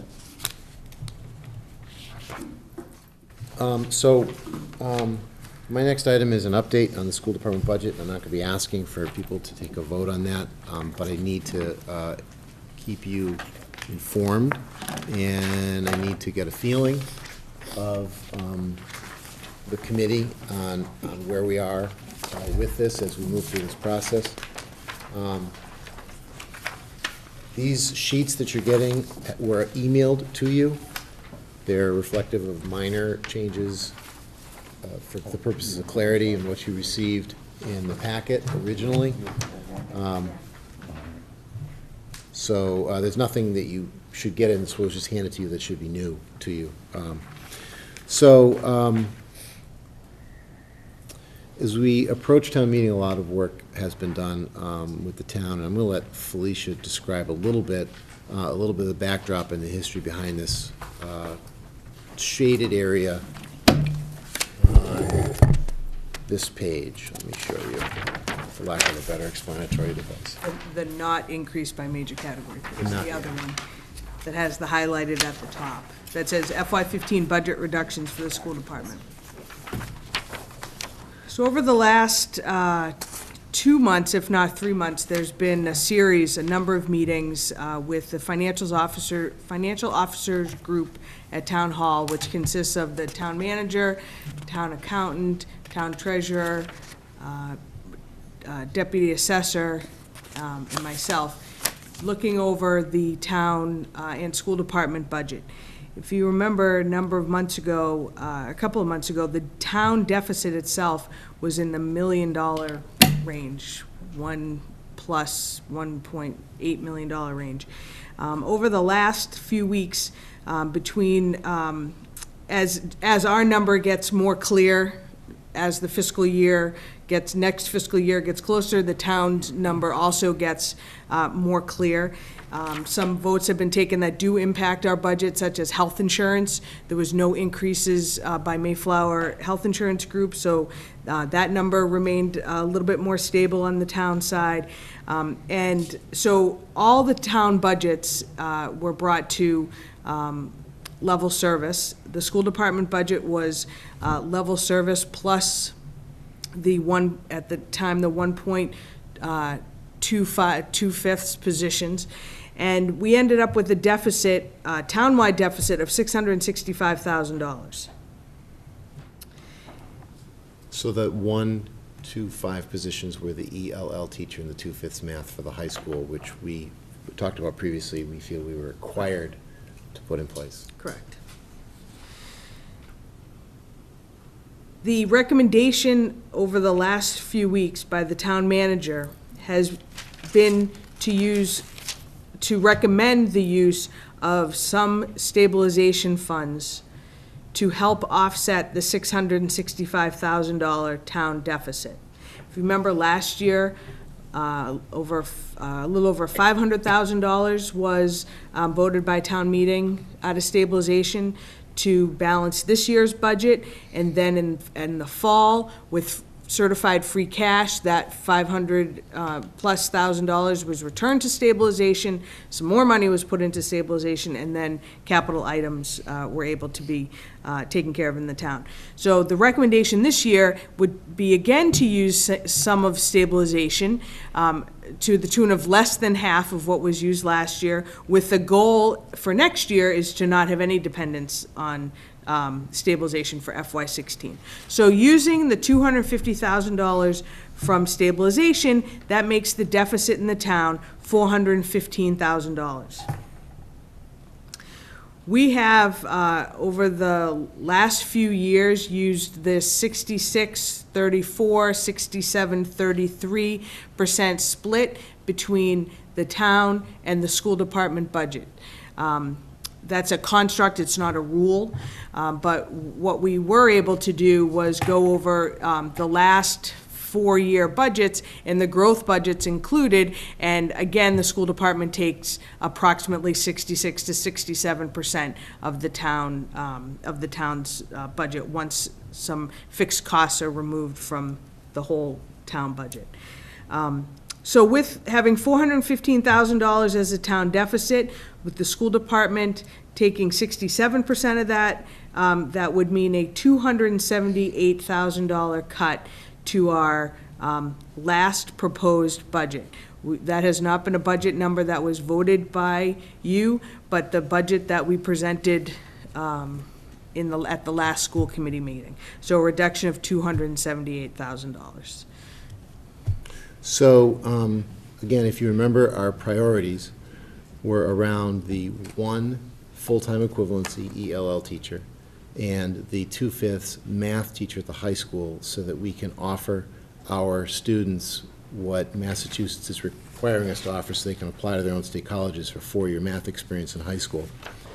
Then following that were a grade 4, a grade 5, and a grade 6 teacher to reduce class sizes.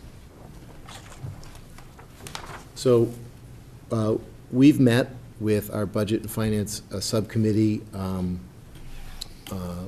to review this information. We've talked about it quite a bit, and appreciate that you gave us your time to meet or talk or teleconference about this as we were preparing this. We've also spent some time with the administrative team talking about how do we close this gap of $250,000, $278,670, without impacting kids or minimizing the impact of kids, realizing we're not going to be able to add those classroom teachers at grades 4, 5, 6, but those are budget priorities of the utmost importance to us. The ELL teacher, we had originally recommended, even if we had to cut something else, because we had 50-some plus students requiring that support, that were just under half of them were surprises to us as we started this school year. So that is a transient population. That population has now reduced itself back into the upper 30s, and so although it's a risk we would take, one of the risks we would want to take is not filling that position. So that in the sheet below is going a little bit out of order here, but that below is a $56,000 savings from our original proposal. Just above that we have the elimination of a special education support position. Now, this is a person who is a behavioral consultant, provides behavioral support.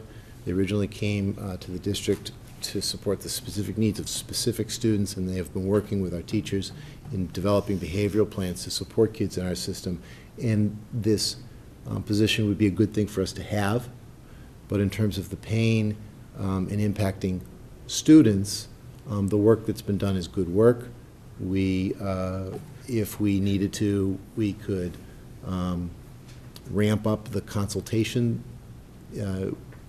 in the future year as needed, and it would be another risk going forward without this person in place, but it's a way, again, to not cut away at core services to children, because going forward, we've got to make up the gap of $278,000. So again, we're looking for a low impact on our kids cuts. And so this would be a program change. Not necessarily a program change, but the way we deliver this program. Then below that, what you see is a retirement offset adjustment. We had a teacher who was planning to retire. They've rescinded that retirement, so that adds $18,000 back in that direction. And then we have a special education program reduction, which would be, as we approach the end of the school year, we get more confident in taking a risk in this area, that our placements and what they're going to cost next year, we might be able to save some money on that. So that would be a risk of taking a $70,000 savings in what we anticipated for next year's special education budget. And then the circuit breaker number funded at 68% is an increase of $98,000. That helps our budget, again, helping to close that gap. Again, that's another risk that we would be taking, but it's a calculated risk to help close that $278,000 gap. Now, there is another page at Tier 2, which are prioritized, which I don't think we need to go into, because, again, what we're hoping for is the $278,000 gap would need to be closed. And if you go to the major increase page, what you see here is contractual obligations to the Abington Public School employees at $553,645. This sheet, as you see this major increase page, checks back to this sheet in terms of reductions and changes that were made. You see we also have the benefit of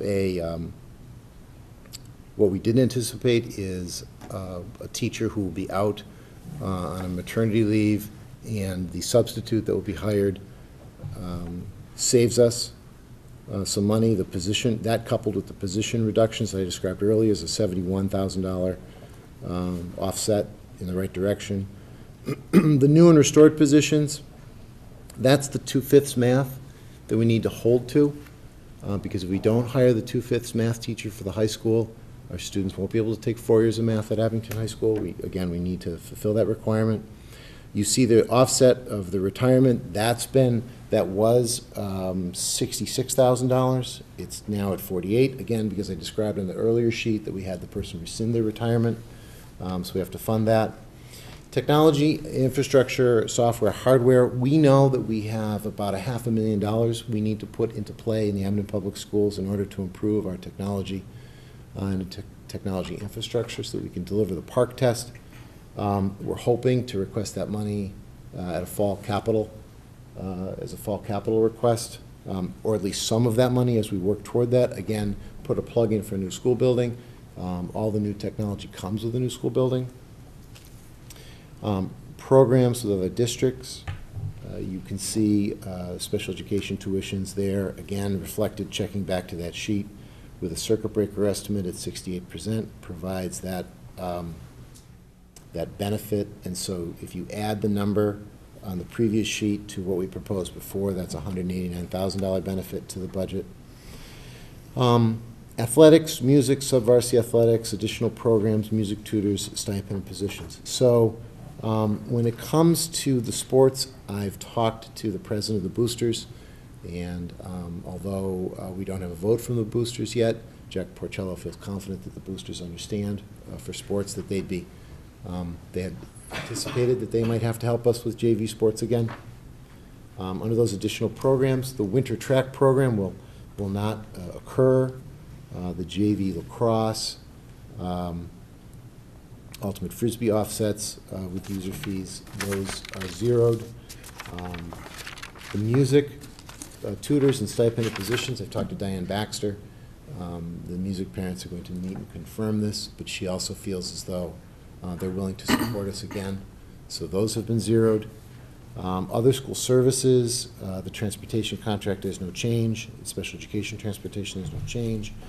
Instruction, curriculum framework compliance. So you know we're in desperate need of textbooks, especially in the area of math.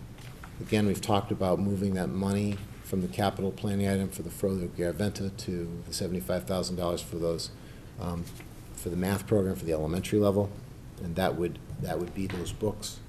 And then fixed assets and new equipment. We've maintained that that was for Woodsdale portable classrooms because that's what it was, but it's been zeroed. It's just, we leave that there to represent that that's what the original proposal was for. For a total proposed increase to the Abington Public Schools of $660,177, which provides us a $20.2 million operational budget, or a 3.37% increase. When you're a school system and you don't create, you don't manufacture, most of your money goes to paying the staff that educate your children. And so other than that, there's the special education number, and you're left with very few places to cut, to make eliminations that don't have an impact, they all have an impact. But you try to minimize all of the bad decisions to the least worst ones. And so that's what you have here as something that we're not looking for a vote on tonight, but as we prepare for a town meeting, for example, when Kathy, where numbers will continue to become clearer. So we wouldn't want to ask you for a vote tonight because numbers will still, there'll be still shifts in the numbers. But as Kathy and I were in at the State House today, and I know Kathy's going to talk about this later, but we talked to Senator Keenan and asked him what he thought about the budget deliberations that were going on today on the Hill, and he basically confirmed for us that the preliminary joint consensus numbers for cities and towns was what he felt would be the number that would carry over. So that's one more thing off the playing field that we know that's the number. There are still other minor adjustments as we head to town meeting. The assessment at South Shore Vocational is one of them, but we don't know absolutely, obviously, because these are preliminary budgets. So I want to take any questions that the committee might have. I have a question. If someone could clarify and explain to me what the behaviorist position does within the district as a district-wide? Sure, they do a variety in terms of providing behavioral supports to people that have students with behavioral challenges. So they don't do any direct service for children at all. They do supports for the staff, as well as they do functional behavioral assessments, they do home assessments, and things of that sort. So they don't provide direct, they don't work with students? You wouldn't find our BCBA on an IEP that says Dipna Thomas 5 times 40 minutes a week. Okay. You would not find that anywhere.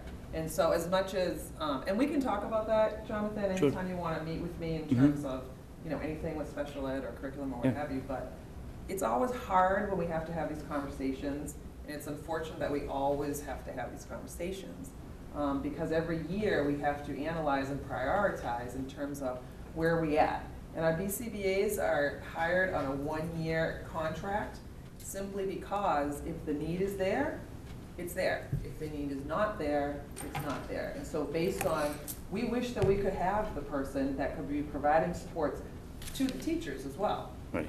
Because a lot of it is that they provide supports to the teachers on how to teach students with behavior. And so we've had someone in the district now that has been doing that, and so then the transference of skills would be on the responsibility of the teacher. And then of course the special ed liaisons and the paraprofessionals and everyone that work with them. But so instead of the behaviorist providing the service, we're going to put it on to like the teachers and the paras? Could you just clarify that, like what you said there? Sure. The BCBA would provide supports to the behavior in terms of the student behavior. So if you're the one teaching, or if you're the paraprofessional under the auspices of the teacher, then they would provide you, how would you deal with, this challenge? How would you deal with, doing all the discrete trial in terms of data collection? How would you do, dealing with someone that, is really acting out? And all of those things in order to make changes for our students. Mm-hmm. But we'll still have that flexibility in other ways when the needs arise. But we have staff also within the district that have been focusing in the area of behavior, so that they have been, or we're fortunate that these, the BCBA has trained people. And so again, it's now embedded within our programming. So the goal is to hopefully bring back this once funding is available. But when you're looking at prioritizing, is it a service provider who does not have direct service with a child, or is it a classroom teacher or a special ed teacher who does have direct service? And that's where it comes down to. And so the whole administrative team comes together to have those conversations. So in another district, they have instructional technologists, they have the behaviorists, they have, Right. and so this would be, no one's denying that this would not be something that we would want to have, but if you ask me tonight, would I rather have a fourth grade teacher to reduce class sizes in the fourth grade, or the behaviorist, which would have what would I recommend to this committee? I would recommend to the committee that in lieu of, rather than having this position, all given if we had this number as a budget number, and you said, Peter, what should we do? Should we have this behaviorist who provides this support for teachers who are providing support for kids, or should we have a fourth grade teacher? I'd say to you, I think we should have a fourth grade teacher, because we have class sizes in the fourth grade of 28 and 29. And so I really asked so like people could understand what the BCBA does. When working with BCBAs before, I see them as they do teach us and they do share with us, but they do have a direct relationship with the students, and it just really concerns me. I just want to say it concerns me that we lose this type of a position. It is going to hurt the class size. It is going to hurt behavior that's going on within the classroom. And I'm trying to think long picture here, and I know that it would eventually, if you look at other districts that have this happen, a lot of the times there's an increase of out of district because you can't hold them together, can't keep the behaviors down without someone with that type of capability within a district wide. And I just don't want to see that happen to Abington, where it's happened in other districts where our district goes out of control when you don't have these people in place. So I just want to make sure that there are other BCBAs within place that can travel building to make sure that this is happening. The plan built around this position that came around 4 years ago, it just seems like it's kind of all going away. I know that they did great training, but once you lose that type of position, it's hard to keep the high level of professionalism of that type of skill set within the people who don't have a BCBA. that philosophy that you're describing is what put that person in place. And at this time, in terms of risks and impact on children, I'm just thinking like that's why I've explained why we're making that recommendation to you. So I mean, I appreciate the point you're making, because that's what put this person in place 4 years ago. And the other piece is that it's really, it's all about the direct service. So that, you know, we have, everybody that's employed by the Abington Public Schools has an impact on kids, no matter what they do. Absolutely. From, you know, secretaries, paraprofessionals, custodians, teachers, administrators, you name it. But when we have to make those cuts, we have to have serious conversations about direct service providers or not. And what can we do without, because we may be in a better place. Now, say that we have a child enter tomorrow or enter next year. It doesn't mean that I wouldn't be asking for someone to come in to contract with us regarding that case, but I wouldn't need a full-time employee based on that. So don't worry about in terms of, say someone comes in and truly is totally behavioral, absolutely struggling. We are going to take care of that child and do the best we can, but we will contract with someone to do it on an as-needed basis versus having a full-time employee that would be contracted yearly. Very similar to the ELL situation, because I can't tell you that that wouldn't be a good thing for us to fill. It would, because that was a good recommendation, similar to the philosophy that you described in terms of taking care of the needs of those children. But because of the reduction in the number of pupils in that area, that doesn't mean we're not going to get another influx in September. But there are certain educated risks that we need to try to take so that we can limit the impact, the direct impact on kids in the system. So that's why you see this here. So this was not a quick decision. This was very thoughtful, deliberative. A lot of time was spent on making this recommendation to close the gap of over $250,000. And again, although we're talking about a cut here, it's interesting that at the same time we're talking about an increase to the school department budget of 3.37%, because again, the cost of special education, the cost of services, that's what you'd see in Massachusetts. There's no dark cloud over Abington in terms of the expenses that we see that we can't reduce. So, I just want to, you said cut. Isn't it, are we just reallocating resources? I should be clear when I say that. Yes, we are reallocating sources here. This is a cut from our preliminary increase proposal. And can I just confirm on the 196,675, the proposed new positions, is that for the 3rd, 4th, and 5th grade? Yes. Okay, so 3rd, 4th, and 5th grade is still over 30 children per class, are they? 4th, 5th, and 6th. 4th, 5th, and 6th, okay, Yep. all right. But they're still over 30. 5th and 6th is over 30. 4th is at 28, 29. Okay. And then just as far as, when you make about the technology, the $250,000, like putting it as a capital item maybe in the fall. Yep. Is that, I'm just trying to think of, with the new school, a lot of technology and equipment comes along with it. Yep. So, is this something we have to get now because of Park, or is this something like we can kind of limp by and say, okay, let it get picked up in the new school? Good, I'm glad you asked the question. So, first of all, because you're reminding me that any technology purchases we make, we're making sure that we have an eye towards being able to transfer them to the elementary level so that when we get everything new with a new building, we don't waste any money on technology. Secondly, you also reminded me with your question that Senator Keenan today said that they're trying to propose a bill that provides sort of a one-to-one grant to take care of technology needs. So the answer to your question is no, we need to make some technology improvements ASAP. Even if it weren't for Park, we have technology needs, because that's the way kids learn these days. That's the way teachers need to teach these days. So to answer the question, no, we have real technology needs today.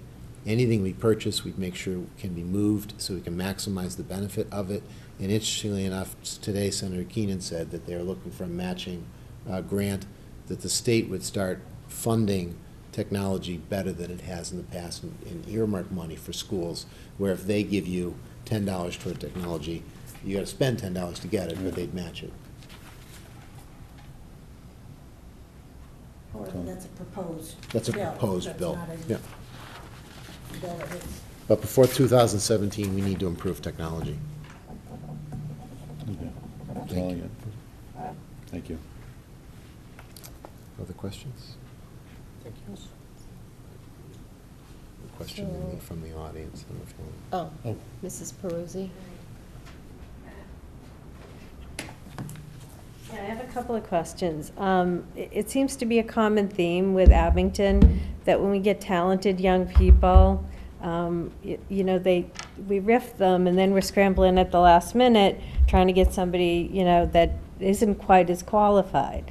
When I see that, you know, we're letting go people, especially someone who is a champion for Tier 3 students, which we don't have. At the middle school, we need a behaviorist. That's one of those positions, we need an ELL teacher. Those are people that really work for those Tier 3 kids, those underdog kids that we really don't have anyone else standing up for because they don't have parental involvement. They don't have the language skills. And when I think about, yeah, it does directly involve students. It does directly involve them. What about things like we have a curriculum coordinator and we have department curriculum people? Have we looked at things like that instead of cutting? You're talking about part-time stipended positions. I'm right? sorry? You're talking about part-time stipended positions for, And we also have a curriculum coordinator full-time. So it kind of seems like doubling overkill there. we've spent a lot of time tonight already in these school improvement plans talking about the need to align our curriculum, the need to Correct, provide. but when it comes for I'm sorry, directing. I was trying to address what you had All right. mentioned. So the I'm need just to- distressed when I heard And I'm this. trying to address that. Okay, go ahead. So we talked about the need to align our curriculum, provide maps to people so that we can improve student achievement. Correct. And so earlier in the evening, we talked about that, and that's what that person's doing, also helping to implement the new teacher evaluation tool. And so I appreciate that, you know, what you might want to do is go through the school department and cherry pick something that you would feel Right. you would want to cut instead. Okay. I feel like What about, you're have we doing. looked at athletic fees? Because I know my kids pay twice what we're asking for here. And I know, yeah, it's public school, but I mean, there's lots of places we can add things too. But when I see something with such a small salary pulled and how many kids, and you know they're all Tier 3 kids, and they're all affected by, yes, they need behavior.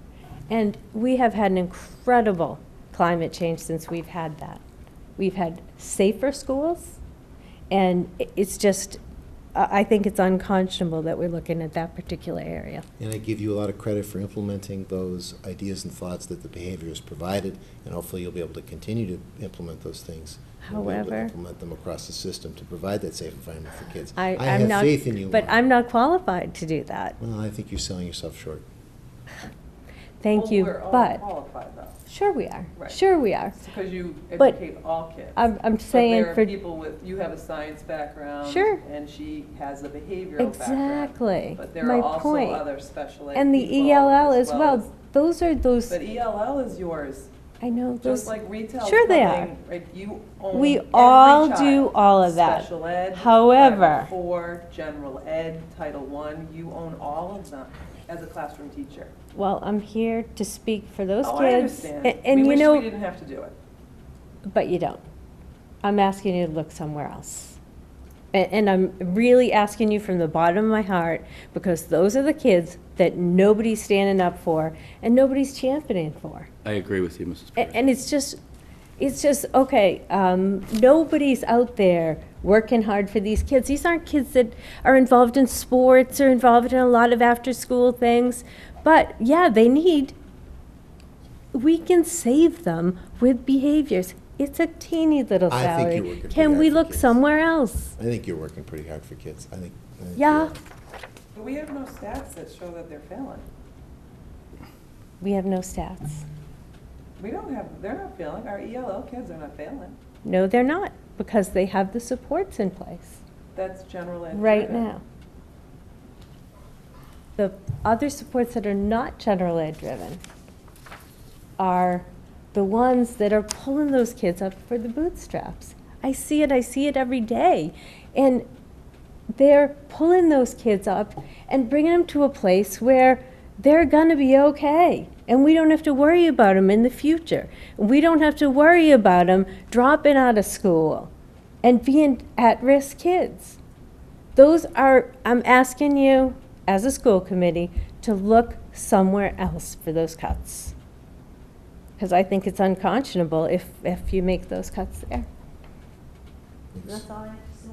Thank you. I missed all my TV shows for that. Teresa? You know, I'd just like to say that there are a lot of people championing for those kids, and you know, principals work really hard at those budget meetings that are very difficult to be at year after year after year for hours and hours and hours. And I just want to recognize that no cuts are easy and I think that we all work very well together as principals when we have to think about, is a fourth grade teacher, a third grade teacher, you know, or a program at the high school. None of us do well with that because we're at a table advocating for our schools and our programs, knowing that if the high school gets a 2/5 teacher, Woodstill doesn't get something. If the Woodstill gets a teacher, the Furlough doesn't get Spanish. I mean, you know, or something like that. We work really hard at doing all that, and it's very, very difficult. But I would hope that this committee would consider that the principals are very engaged in this process. We make recommendations to the superintendent and to the school committee based on what we do know about our kids and our programs. So I just want to say that. Thank you, Terry. Yeah, and if I can just say, I think as a school committee member, that's who I'm relying on to provide that information and say, these are the best choices for the kids. You know, and then as a committee, we have to make a decision. But as far as where the hits are gonna take, we have to rely on the professionals as far as that's your job, that's why you're in the roles you are. So I have to respect that as a school committee member, and I don't wanna micromanage what you're doing. So, thank you. Thank you. Other questions on the budget? Any other questions? Believe it or not, even though today was 39 degrees, I'd like to ask for the committee to approve for the final day of school to be Tuesday, June 17th, 2014, for the students. This is something that we wait to do until we think we're through the last of the weather. So I'm knocking on wood, but I think we're at a point where I'd like to ask you to consider a motion to set Tuesday, June 17, 2014, as the final day of school for students for the 2013-14 school year. I'll make that motion. Second. Under You dates didn't to jinx yourself. Yeah. Under dates to remember, we have Tuesday, May 6th, the Green Wave Boosters meeting at the Abington Police Department at 7 p.m. Wednesday, May 7th is an in-service early release day. Tuesday, May 27th, we have the music banquet at the Senior Center at 6:30. Friday, May 30th, the last day of school for seniors, the receiving line at Abington High School at 4:30 p.m., the senior reception at 6 p.m. at the Nantasket Beach Resort in Hull. Thursday, June 5th, we have senior awards evening at Abington High School at 7 p.m. Friday, June 6th, graduation rehearsal senior picnic at AHS at 10 a.m. Saturday, June 7th, Abington High School graduation at 10 p.m. I apologize, I will not be there for that graduation ceremony. I have a senior graduating at the exact same time, on the exact same day. Monday, June 9th, underclass awards at Abington High School at 7:30 a.m.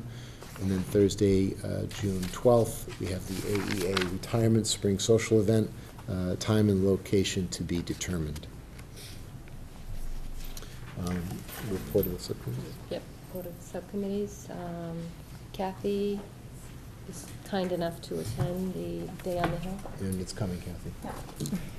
You have a packet that we were able to get today at the Day on the Hill.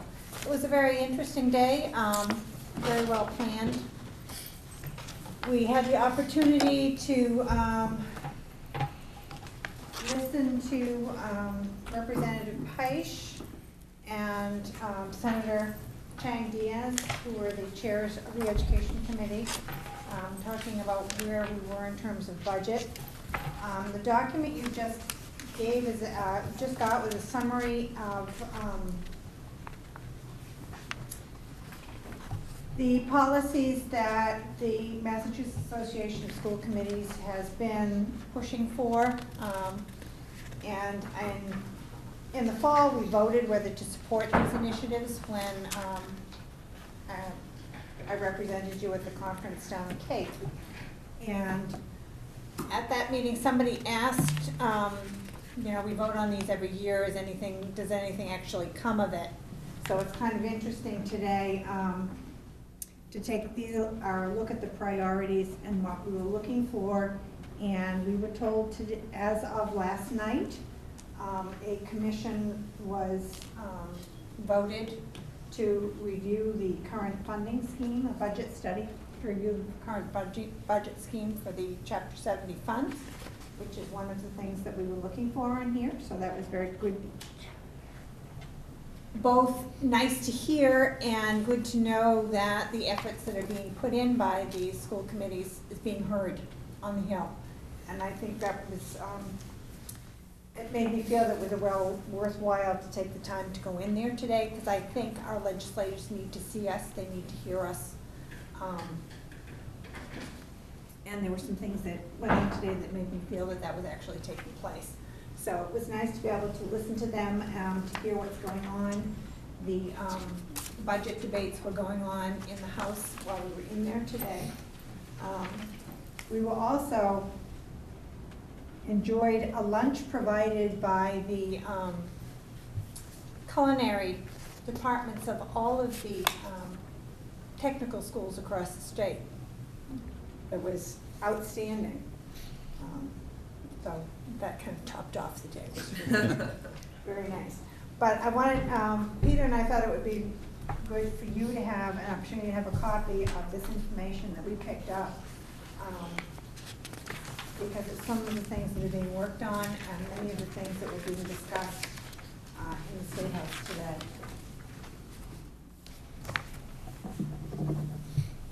I remembered my umbrella everywhere we went, and you helped me with that. Thank you.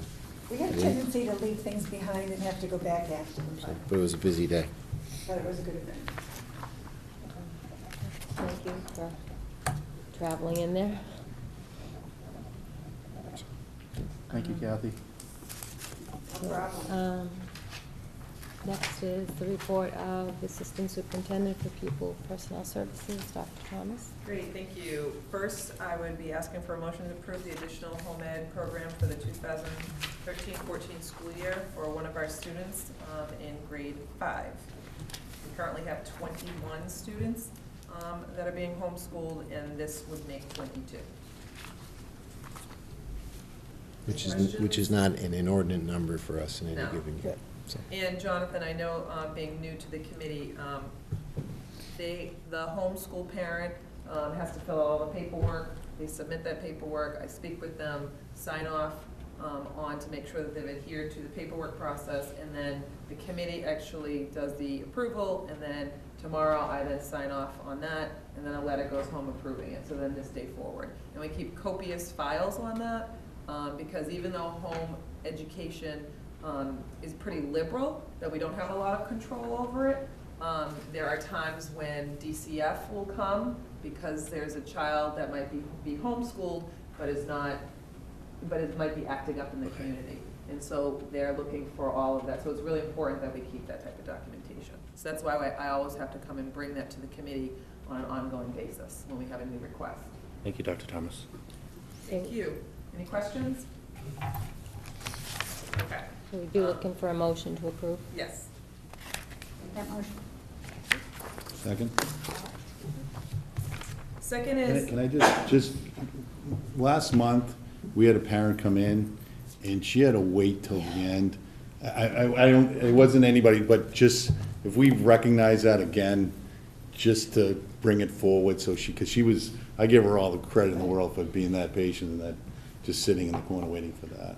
And I warned her because we chatted, and I said, well, this is my section, and if you know, I could have moved her up, I would have requested that as superintendent, But this was her first time attending a school committee meeting, so I think she wanted to experience it. Oh, okay, all right, if that was, yeah. So, I But- didn't get back to her on if she was entertained by a school committee meeting, but I can check in on that. She would have been out cold by tonight. I don't know, maybe not. All right, so do we get a motion on that? Yes. Yes. Okay. Kathy and Paul. Great, thank you. Thank you. All right, next is informational, in terms of professional development. On May 7th, we have our next professional development in-service day. So we have a variety of things that are going on within the district, primarily focusing on the transition planning for the upcoming school year.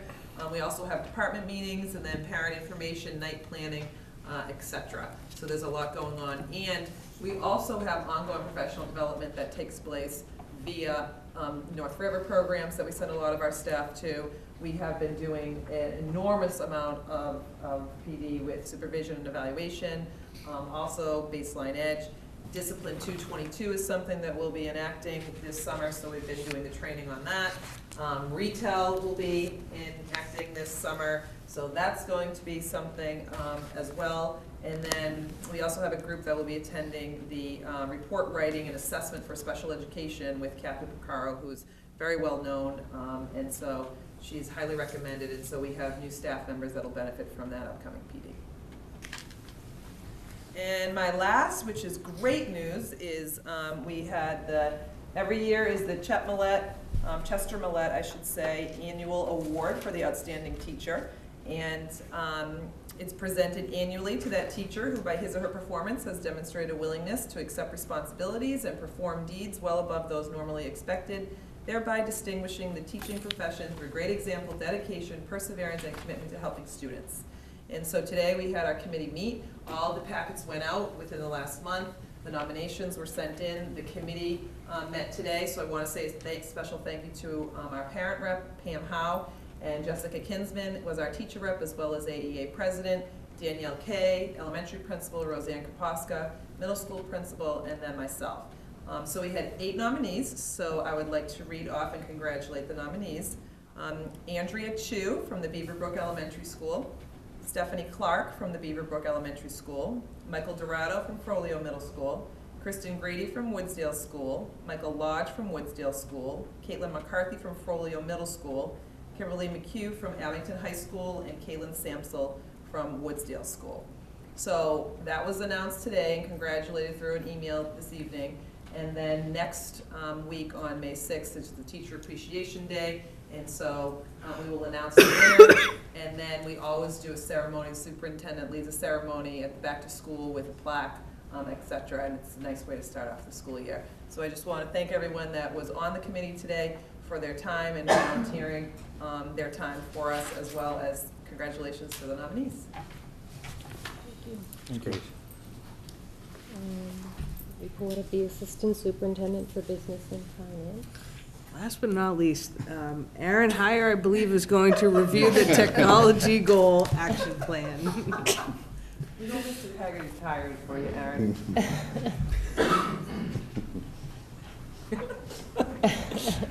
Good evening. I'm glad to be here tonight to present to you the update for 2014 for the Technology Action Plan.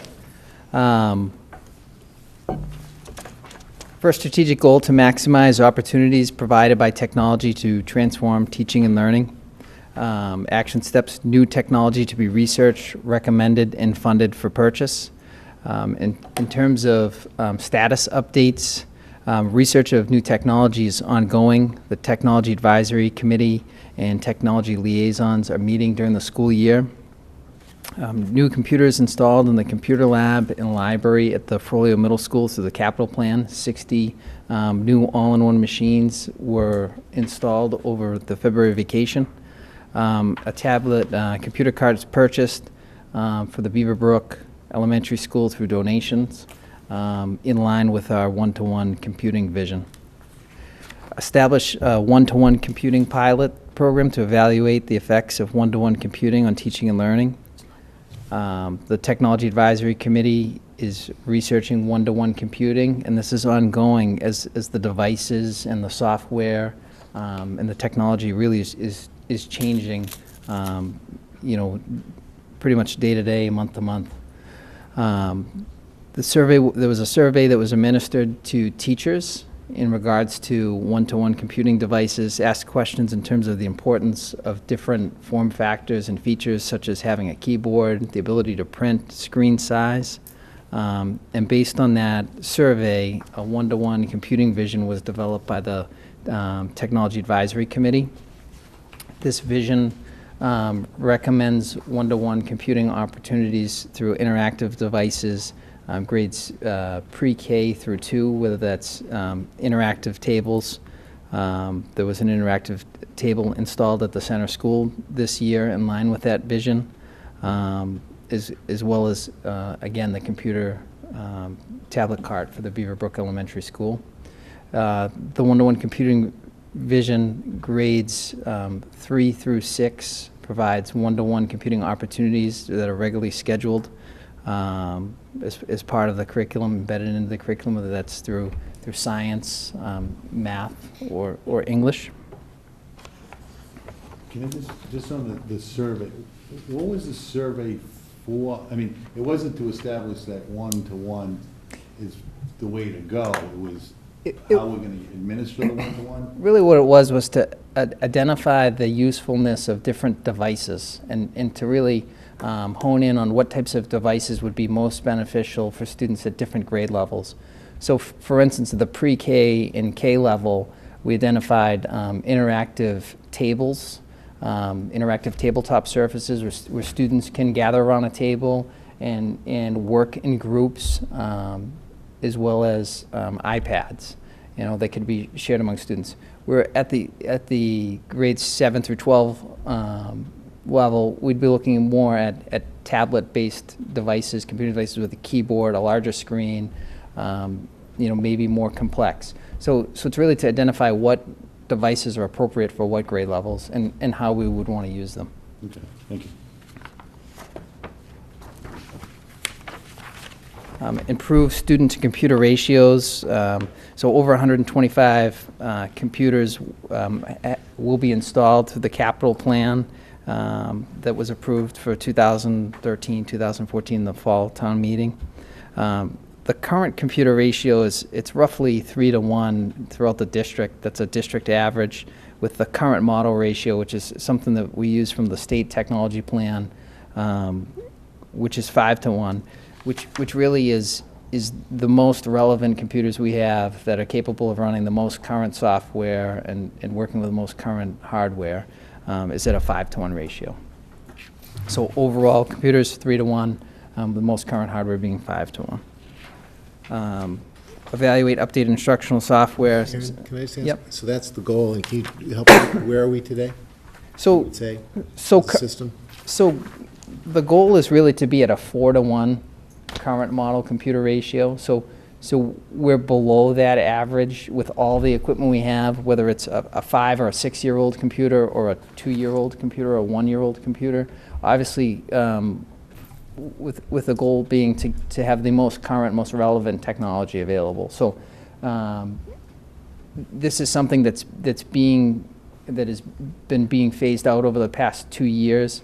But the state has provided us with current computer model recommendations in terms of what is the most relevant hardware and useful hardware for students, and we still use that in terms of measuring what we're providing to students. So where do you think we are today? So overall we're at a, I'm sorry. Yep. Okay. Overall we're at a 3 to 1 with Got it. everything we have, and with current computers at a 5 to 1. Thank you.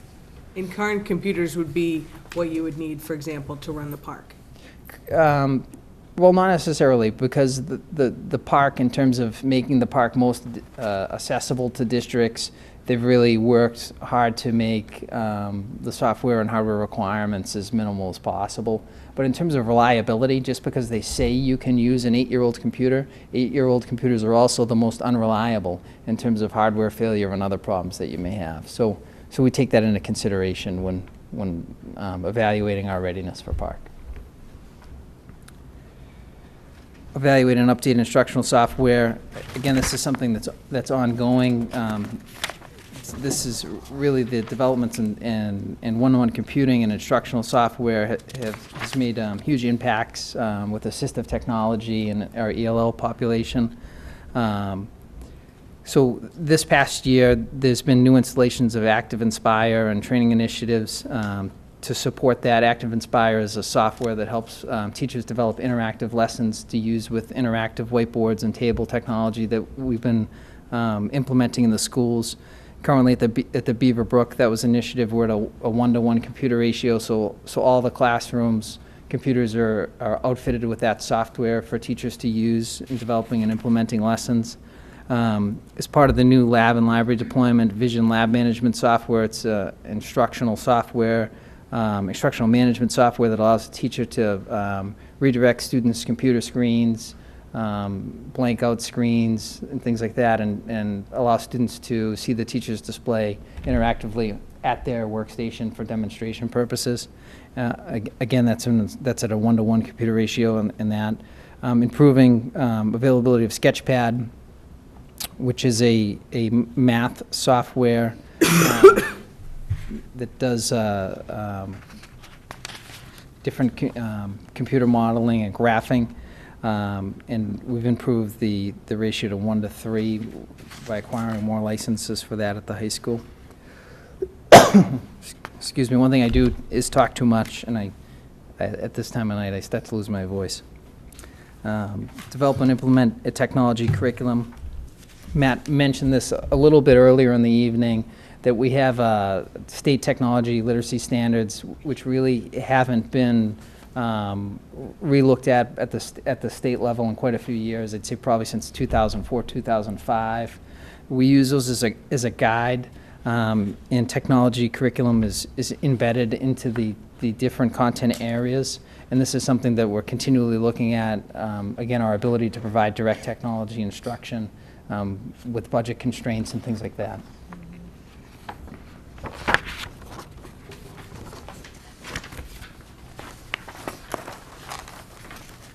Something we've been working on this year in particular is professional development, provide staff with differentiated professional development, allowing them to progress through the levels of proficiency, is developed by the Massachusetts Technology Self-Assessment Tool.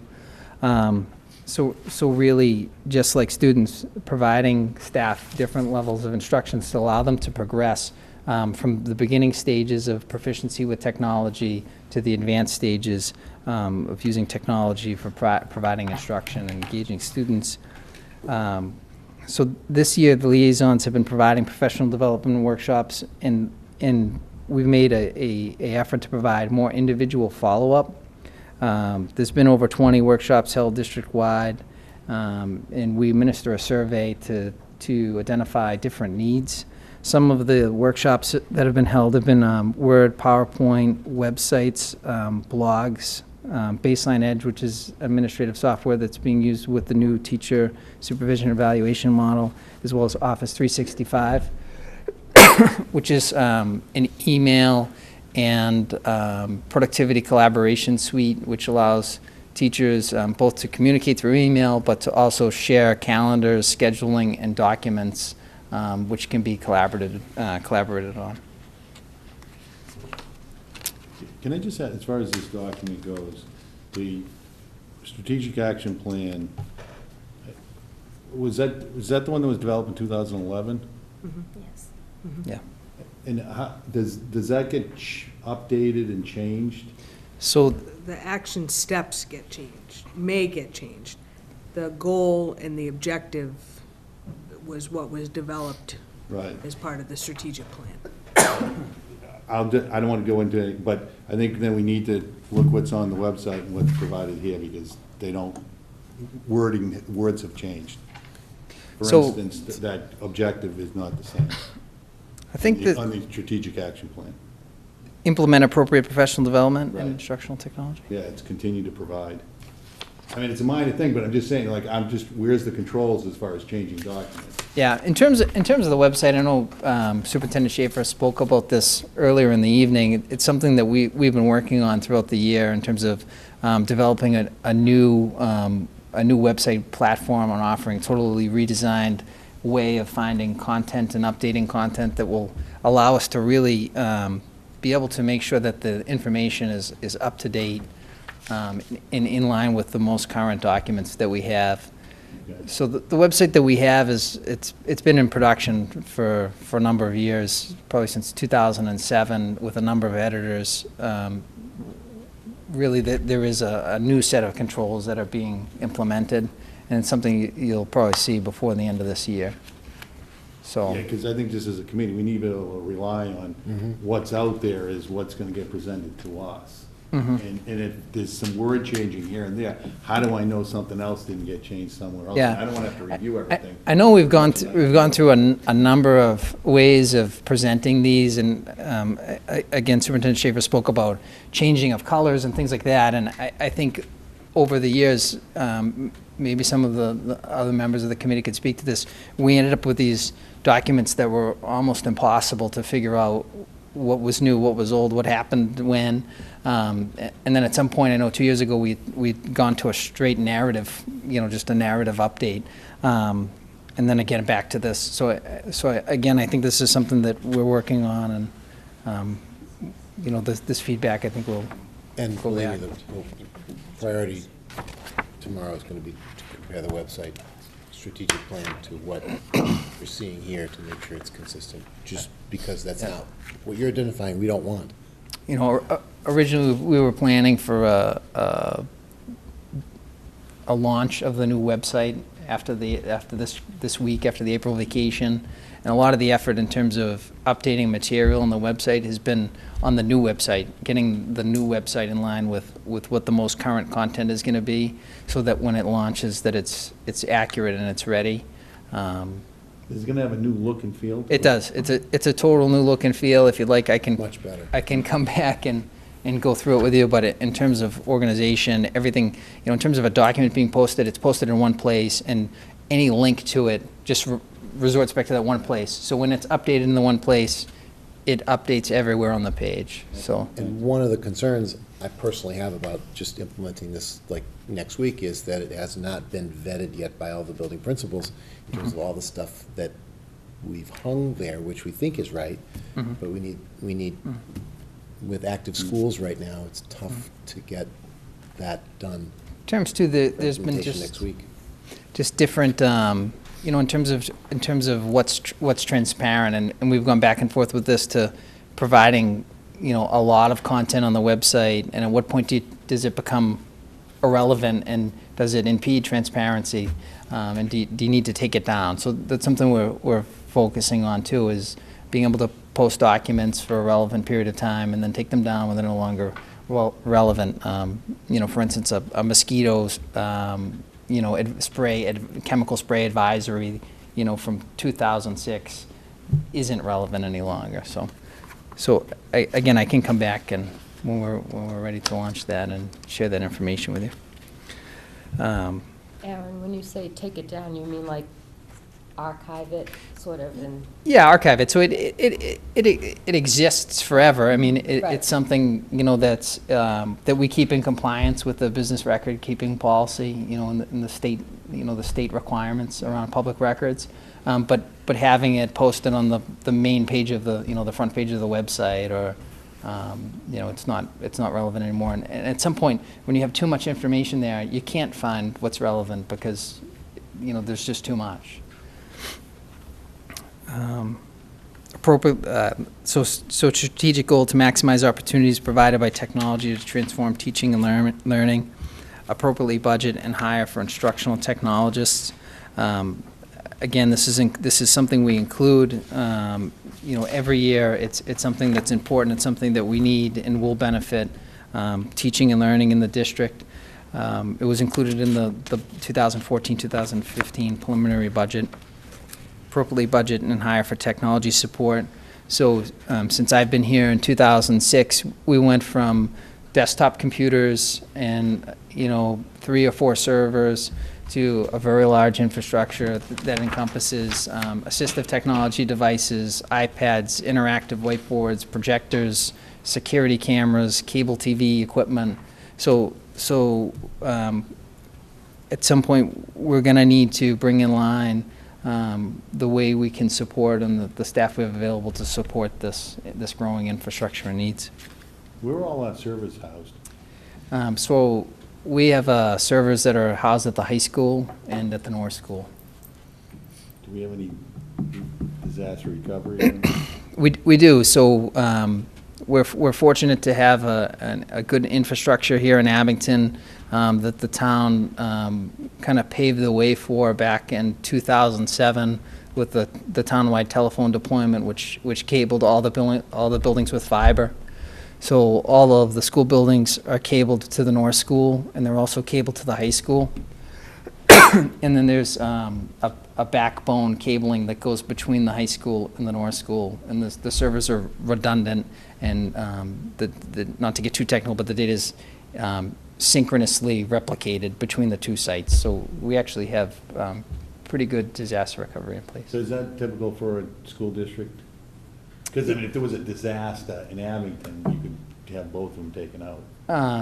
But, I mean, I'm not... Correct. So it doesn't give us large, geographical, redundancy. Right. It gives us, if the power goes out on Glenwood's Way, if there's a fire or a flood at the high school, which are things that we've had, flooding issues and broken pipes. It allows all the other schools to continue to operate. And that happens automatically. Is that typical for school districts?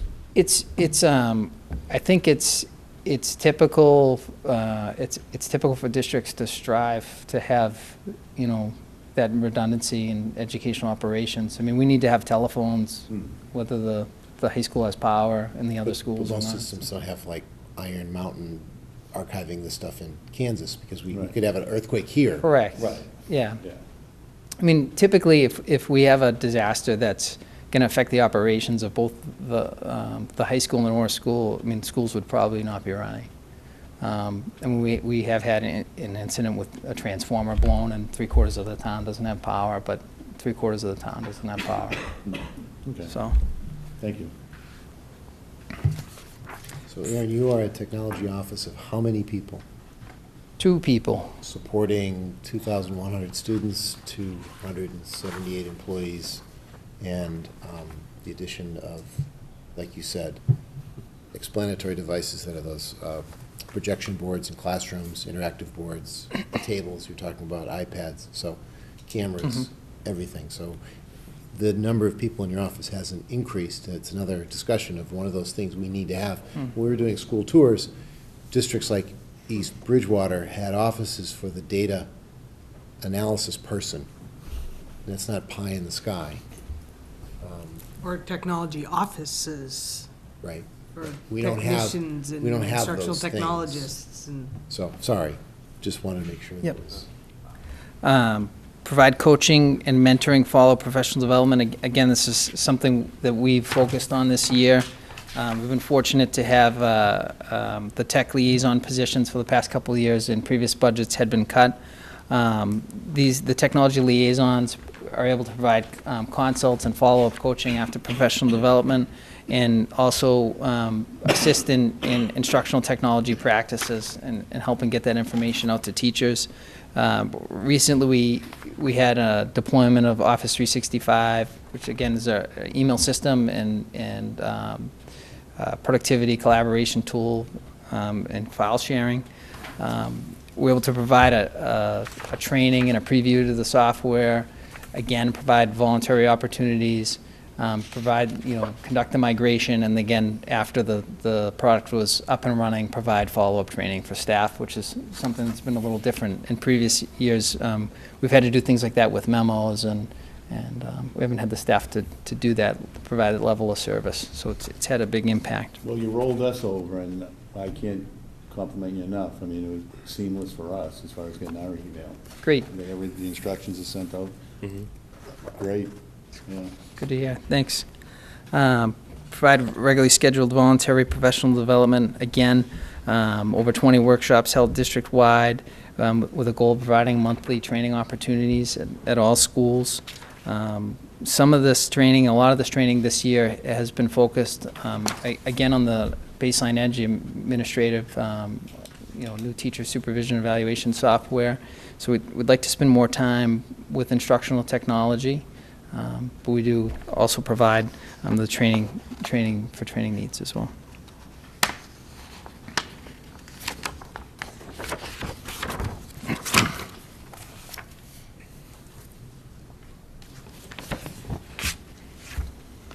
In a review of the district's current technology status, so the Technology Advisory Committee, again, we're meeting to evaluate the district's technology status and best practices for education. This year, we've spent a lot of time preparing for the readiness assessment for PARC, reporting our inventories and our ability to conduct the PARC testing. So there's a couple different components to this. One is the ability to have technology that's compliant and compatible with the tech specifications of PARC, but two, to be able to have it in an environment that's conducive to testing. So one computer in every classroom, for instance, we wouldn't count those in our ability to provide PARC because we couldn't have a 1 student to 1 proctor ratio. So we're restricted to conducting testing in labs in areas where we can set up temporary computing devices, whether they're iPads. And we've really gone through, this past year, we've gone through 2 PARC trials, pilot at the Frollo, one at the Woodsdale, which have been learning experiences for us. I'm trying to evaluate, just because you can use an older computer or an iPad, is an iPad the best form factor for a student to take a standardized test on, with a small screen and an on-screen keyboard versus a computer monitor and a keyboard. So currently, the district schools that are would qualify for the PARC pilot are anywhere from 30 to 60% ready to administer the test. The state has a way to compute these numbers by what we report to them. I wouldn't know this, but I've heard districts have put that they've had 1 computer per student and have still not got 100% readiness rating by the state. So we're not quite sure. We're not getting a lot of clear information in terms of how they compute it, but we have been able to figure out on our own kind of what seems to work. Provide staff members with an opportunity to to attend technology conferences. We've had some staff attend the MassQ conference, the Massachusetts Computer Using Educator Conference in Foxborough this year, which I haven't attended in past years, and it's a really good opportunity for our staff.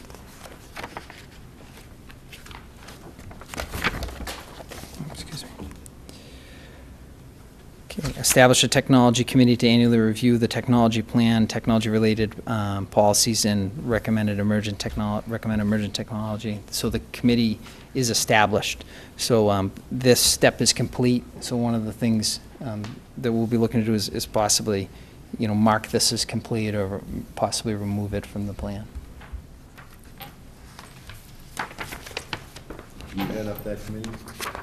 What's that? You head up that committee? I do. I co-chair that with a teacher by school. Any questions? Okay. Thank you. Thank you. Motion to. Motion to approve the technology goal action plan as presented. I'll make that motion. Second. I have about an hour and a half presentation on this new building. Just kidding. Feel free to cut it short. These guys already know what you're going to say. I'm just going to read a little bit of a press release by Richard Tester, the chairman of the Abington School Building Committee. And I spoke about this at our last meeting as well, but on March 26th, the Board of Directors of the Massachusetts School Building Authority voted to approve the conceptual design of the Abington's proposed 5 through 8 and 9 through 12 school building with an adjacent pre-kindergarten area. This allows us to move forward as a committee with our professional team in the preferred schematic design phase.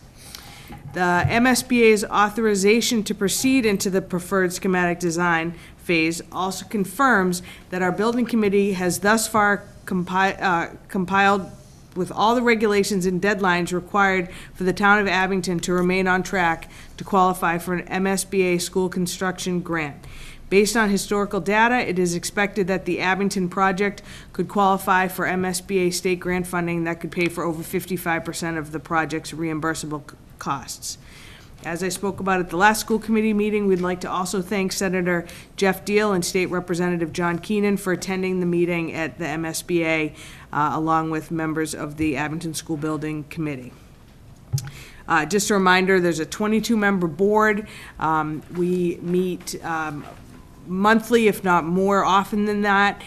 Please attend. Please, many of them have been also aired on local cable. And also, please go to the Abington School Building Committee website, which is www.asbc.us for more information. Thank you. Just quickly, if I could, under informational items, just highlight things to you. As Paul mentioned earlier, under informational, we have is the Beaverbrook Elementary School Progress Report. The intention of that, and I wanted to mention that tonight, is just to give you an advanced copy of some of the changes that were made based on one of our previous meetings, and then information about a grant that we're supporting through North River Collaborative for school counseling. So. And could I just say one last thing? Because it's my mother's birthday and I missed her, Mom, happy birthday. Shout out to Mom. 86 today. God bless her. I didn't know that. So